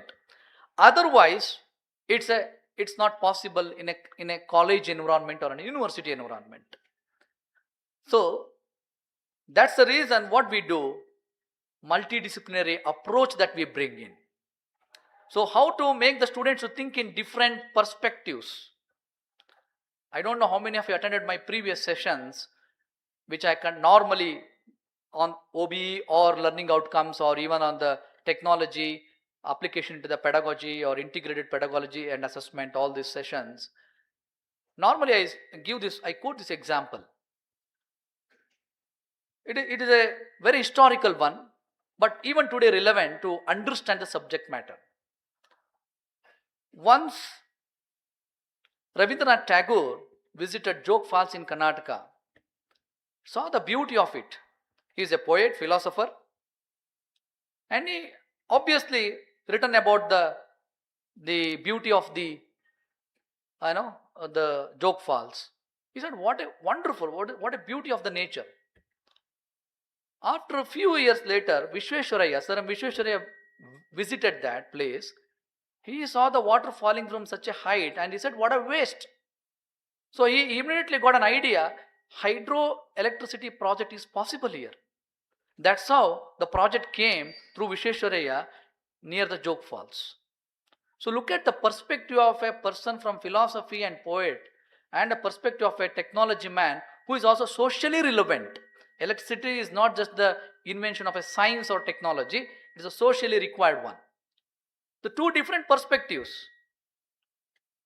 Now if you ask, if any one of you become Vishweshwaraya and go there and any other place, if you see something that what a waste water is falling from such a height, even we can start a hydroelectric project here, and it is not that easy today. The moment you say that, the all green environment issues will come. Climate change issue will come. Sociological issues will come. Political policy always there. Money will come. The industry sectors will come. Each one have their own angle to it. So now look at how you solve, how you start an hydroelectric project there. The entire thing is now in a different way to you need think. That's where innovation comes into picture. So multidisciplinary is for that purpose, to build that perspective among the students, look at from many dimensions. If not possible to dwell in the each area, it is not because not an expertise in each of the area, at least understand, appreciate it, take the essence, and now look at the, address the all complexities. In science and technology, we normally quote this, a normal problem to a complex problem. This is the complex problem today. Now, why I mentioned all this, the multidisciplinary, that perspective development, that leads to thinking. Why many people will say we have to make the student to ask questions, and you also as a faculty need to ask questions. That is mainly to trigger that thinking, that's all. Otherwise, no innovation is possible. The thinking will lead to some kind of an idea, further research will lead to innovations, and further work on the innovation will make the things on the reality. So otherwise, no innovation is possible. We can talk, we can conduct sessions on creativity and innovation, we cannot materialize on anything of that. Why? This is the context for entire OBE. So first we will write the outcomes, the faculty limitations, if you are able to realize, I think that's where we need to connect with the industry. From this program, what I supposed to give to the students, what is expected from them, what they should demonstrate. If that is clear, your entire OB framework will work.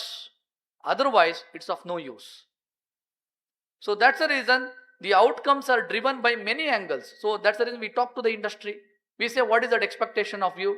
We talk to the, if necessary, to the economist or the people who are working on the environment. What is expected from, you are designing a new program or an existing program we were redesigning. So what is expected outcomes? Look at this. When you state the expected outcomes, this is directly linked to the external world where your students are going tomorrow and building their career, and the whole thing will help you to design your curricula accordingly. The moment some professors may comment, sir, we are not here to prepare students for industry only. That's the reason I mentioned industry, society, or even the economy, whoever you would like to connect and see what is the utilization of this program, that angle, what is expected. Now, if your expectations are clear, you design your entire program accordingly. So that's the reason we have program outcomes. The next level we have every course outcomes. Program outcomes should tell which are the courses should be there. Otherwise, courses are meaningless. So we do courses outcomes into the program outcomes. We do that mapping. So once we decide this outcome, we prepare syllabus, we design assessment, then we design the pedagogy. Pedagogy comes last. Normally we start from here. Syllabus is right in front of us. We get into, but whether it is university or college, first look at the outcome, then look at the content, design it, develop it, write it, general terminology, syllabus, prepare it, and then look at the assessment, how to assess this. If the learning outcomes through this content is not possible to measure, then this content is of no use. Normally that is the comment. So all this content is not applied. We cannot make everything applied, but we can make towards a lot of applications. If this assessment is not measuring this application part of the content, then again we have a question whether content is relevant or not. So assessment will make you sometime to revisit to your outcomes. That's the beauty of the entire system that is advocated. And then of course your all pedagogical, teaching, learning, methods, assessment, everything will be there. We'll go to the next slide. Yeah, we'll go to the next one. So this is where the process. Today we have a set of graduate attributes. Whether you come from science or arts or commerce, irrespective of your discipline, there are graduate attributes. A graduate from this country should have these kind of attributes. That includes your subject knowledge, research skill, and all generic skills. I mean to say, it includes professional skills as well as your employability skills, which is also called as 21st century skills, which is also called as the personality traits or life skills. Put together all this, we have a set of graduate attributes which is available. UGC has prepared a beautiful document called National Higher Education Qualification Framework, NHEQF. If you go through that, level wise they had given the graduate attributes, and that is the guiding principles for all of us at the university level to look at and start designing the programs. When the program comes, we write the program outcomes, then the course outcomes, and then your assessment and teaching strategies, and we move on with the system. You go to the next one. Yeah. In the whole thing, because nowadays this outcome-based education will not only cater to the needs of your teaching, learning, your syllabus, content, curriculum, it links to vision of the institution. Normally, we derive all the outcomes from the vision of the institution. So that's the reason I said it's an institutional framework, not just for your designing a program that you are floating to the students' community. And for students, if they came to know what are the outcomes, many of our students, they don't know why the particular subject they are going through. They know if I do this biotechnology, I get a job. Somebody told them that there are a lot of jobs available. Or today, artificial intelligence program. So yeah, there are many opportunities are there. The opportunities will not come to you unless otherwise you deliver what is expected from you. Faculty in the university may train you to any extent. If you don't know what is their expectations, you know only their opportunity. You know one side, what opportunities are available. So many jobs, new jobs. But you don't know the other side of the story. That is what is expected from you. So your syllabus is delivered. Your marks is given to you. And all the skills, whatever equipped with you. And now you don't know how to execute it, because the gap is not the, the teacher or the faculty problem or college problem. No, it is basically you don't know what is expected from you. So that expectation is nothing but the outcomes in a very realistic way. If you know the outcomes, and definitely your learning will be better throughout the semester, throughout the program, and you can face any of the interview or your examinations, and you can deliver best in your career. So this is the gap where the students are also don't know the outcomes.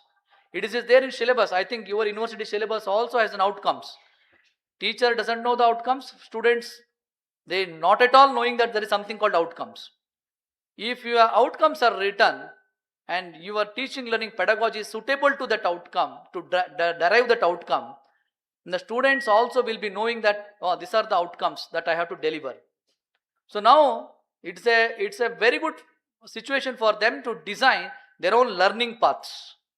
So otherwise, whatever efforts you put, finally the comments which I mentioned in the beginning from the industry, from the student side, it's not possible to remove.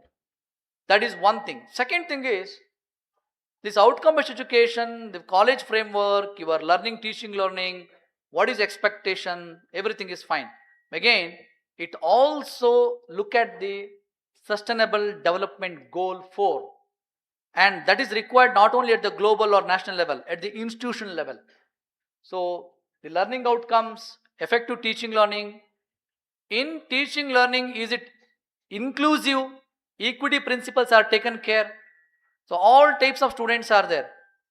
So, when we start measuring the outcomes, you understand the importance of inclusivity. We have always been labeled because of some assessment and accreditation process, slow learners, advanced learners. The labeling itself is actually very, very, painful. Slow learners, not good learners. So I think they are potential learners. These people are advanced learners, fine. But to find that gap, your marks will not tell you. The outcomes which is measurable one will tell you whether it is your entire teaching pedagogy is inclusive or not.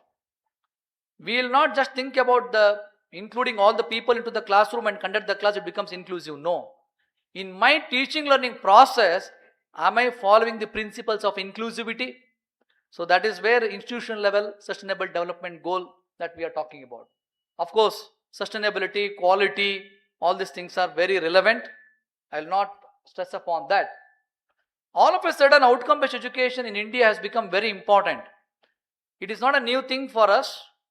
As per the Washington Accord, the professional education, specifically engineering, due to their NBA accreditation is mandatory for them through the AICTE, they have adopted this. Now almost all the engineering colleges, they are following the OBE framework from last 15 years at least. But for general education, 2015-18 onwards, a lot of efforts have been made to bring this. Even NAC assessment and accreditation also, second criteria, they have learning outcomes. Now, NEP has emphasized multidisciplinary, holistic, and then outcome-based education, learner-centric education. So that's the reason all of a sudden, now we are more, talking about outcome-based education. And this is the time where we are implementing, whether NEP or SEP or no policy or with old policy, don't worry about which policy. But the context is the policy, that's all. So the context is today you have to make the entire content relevant for students, and students should become, can build that career they aspire. So that is the context for us. And look at the environment which we are working. Credit transfer is possible, student mobility is possible, academic bank of credit is there. So all this makes every institution to align with outcome-based education framework, because any student completes certain courses is eligible to get some degree or move to the another institution, another place.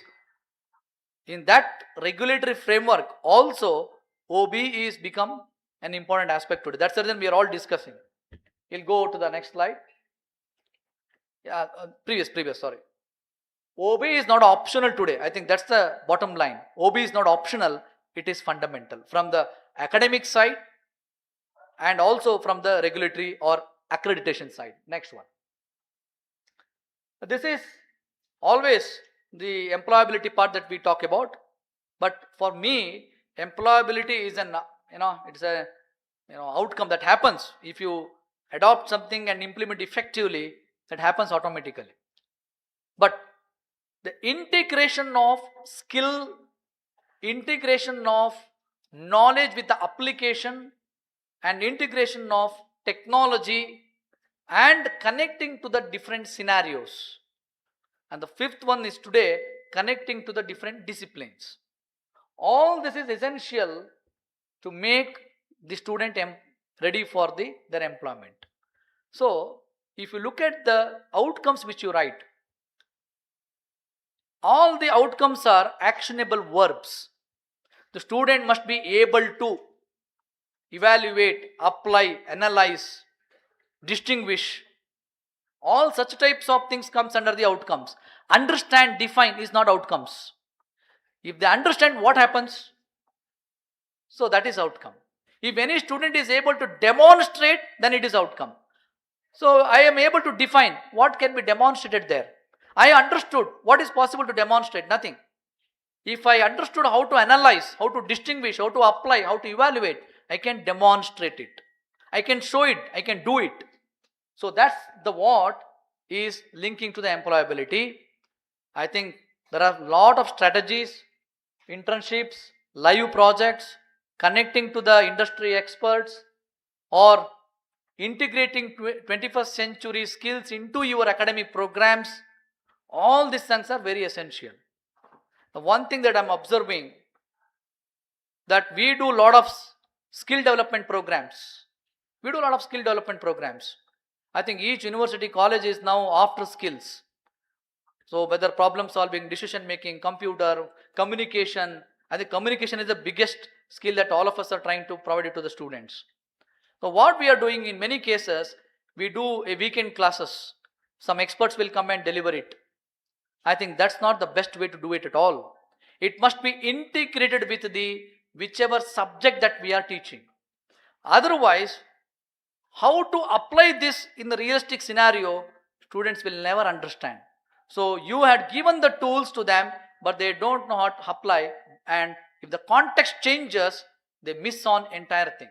So how to possible? I say normally, even language teacher teaching Kannada, Hindi, whatever the languages, they have a role to play in delivering the 21st century skills. Professional skill, technical skills is must. So there are a lot of such opportunities, and it is not certification, it is basically, the question is readiness, that addresses by OBE largely. We'll move on. We'll move on to the next one. Yeah, I think time is, yeah, you don't hesitate. Otherwise, you will lose the next session. Compliance to culture. Most of the time, what is required today, if you go to the institutional websites, you will find outcomes. Maybe Nrupathunga University or the people who are coming from different institutions here, without knowing to you may have the outcomes on your website. Universities are developing it. But if you ask the faculty, they are not aware or they are not applying it. One thing. Second one, outcomes are there. It is measured through the same process of assessment, examination, evaluation. Finally, marks are given. Done. We are done with the outcome-based education. That tokenism will not give any results. That's where I'm talking about compliance to culture. Whether outcome is a culture in your institution, as an individual you look at the measurable outcomes, I think then definitely you can yield the benefit. Instead of only documentation exercise, please adopt an institutional policy, make it, a process within the institution, train the faculty, give that awareness to the students, build a robust system so that you can not only define the outcomes, even measure the outcomes. Finally, not just the marks for each subject, give a progress card on all the outcomes, that is basically in terms of competencies and capabilities achieved by each of the student. That progress report is possible to give from the institution, then I think it is very useful. Your marks are there, you give the marks card, everything with university emblem seal, but it will not tell of any confirmation on the achievement of the outcomes. Can you give a confirmation on the achievement of the outcomes, at what level? So that's where I'm talking about. If you measure the outcomes, convert it into a progress report or a certificate and try to give it to the students. Please understand, this whole process is confidence building process for the students. Philosophically, or if you take the spirit, it is to build that confidence among the students. For institution, it is a credibility building exercise. It is not just giving some marks or mapping the outcomes. Now all softwares are available. The faculty no need to do all this. And I have a hesitation on some of the parts of the software for this also. But anyway, it is the credibility. Where the student has studied, college A, university B. Yeah, what is the worth of it? So that is a credibility building exercise. Please look at the outcome-based education from the spirit you look at, then getting into the letter. Lot of capacity building is required, and try to institutionalize the entire system.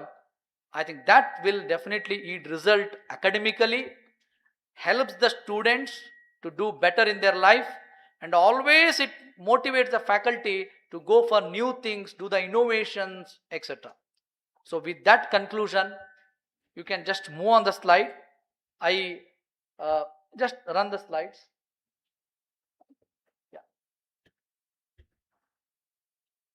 Education is not about what we teach, it is about what students become capable of doing. ನಾನು ಸಾಮಾನ್ಯವಾಗಿ ಒಂದು example ಹೇಳ್ತಾ ಇರ್ತೀನಿ, don't mistake me. ಒಬ್ರು ಯಾರೋ ಒಂದು ನಾಯಿನ ಹಿಡ್ಕೊಂಡು walking ಹೊರಟಿದ್ರಂತೆ. ಇದು ನಂದು ಹಳೆಯ ಎಕ್ಸಾಂಪಲ್, ಎಷ್ಟು ಜನ ಕೇಳಿದಿರೋ ಗೊತ್ತಿಲ್ಲ. ವಾಕಿಂಗ್ ಕರ್ಕೊಂಡು ಹೋಗ್ತಾ ಇದ್ರಂತೆ ನಾಯಿನ. ಒಬ್ರು ಫ್ರೆಂಡ್ಸ್ ಜೊತೆಗೆ ಹೋಗ್ತಾ ಇದ್ರು ರಾಯರು. ಹೇಳಿದ್ರಂತೆ, ಈಗ ನಾಯಿಗೆ ವಿಸಿಲ್ ಹೊಡೆಯೋದನ್ನು ಕಲ್ಸ್ಕೊಟ್ಟಿದ್ದೀನಿ ಅಂತ. ವಿಸಿಲ್ ಹೊಡೆಯೋದನ್ನ ನಾಯಿಗೆ ಕಲ್ಸ್ಕೊಟ್ಟಿದ್ದೀನಿ. ಹೌದಾ? ವಿಸಿಲ್ ಹೊಡೆಯೋದು ನಾಯಿನ ಕೇಳ್ತಾ ಇದ್ರೆ ನಾಯಿ ವಿಸಿಲ್ ಹೊಡಿತಾನೆ ಇಲ್ಲ. ಏನಪ್ಪ ವಿಸಿಲ್ ಹೊಡೆಯೋದು ಕಲ್ಸ್ಕೊಟ್ಟಿದ್ದೀನಿ ಅಂತ ಹೇಳಿದ್ಯಾ, ನಾಯಿ ವಿಸಿಲೇ ಹೊಡಿತಾ ಇಲ್ಲ. ನಾನು ಹೇಳಿದ್ದು ಕಲ್ಸ್ಕೊಟ್ಟಿದ್ದೀನಿ, ಅದು ಕಲ್ತಿದೆ ಅಂತ ಹೇಳಿಲ್ಲ. I thought, but I have not told that it has learned. That's the gap. You would like to bridge it. I think spirit-wise take the OBE. I think that will definitely give the positive result to all of us. That's all from my side. If there is time, I will take the Q&A. Otherwise, thanks for giving this opportunity to share some of my thoughts with all of you. I wish you all success. I think there is no question that Nrupathunga should remain and flourish as a university, science linking it to the multidisciplinary. That is my wish. All the best to all of you. Thanks a lot. Namaskara.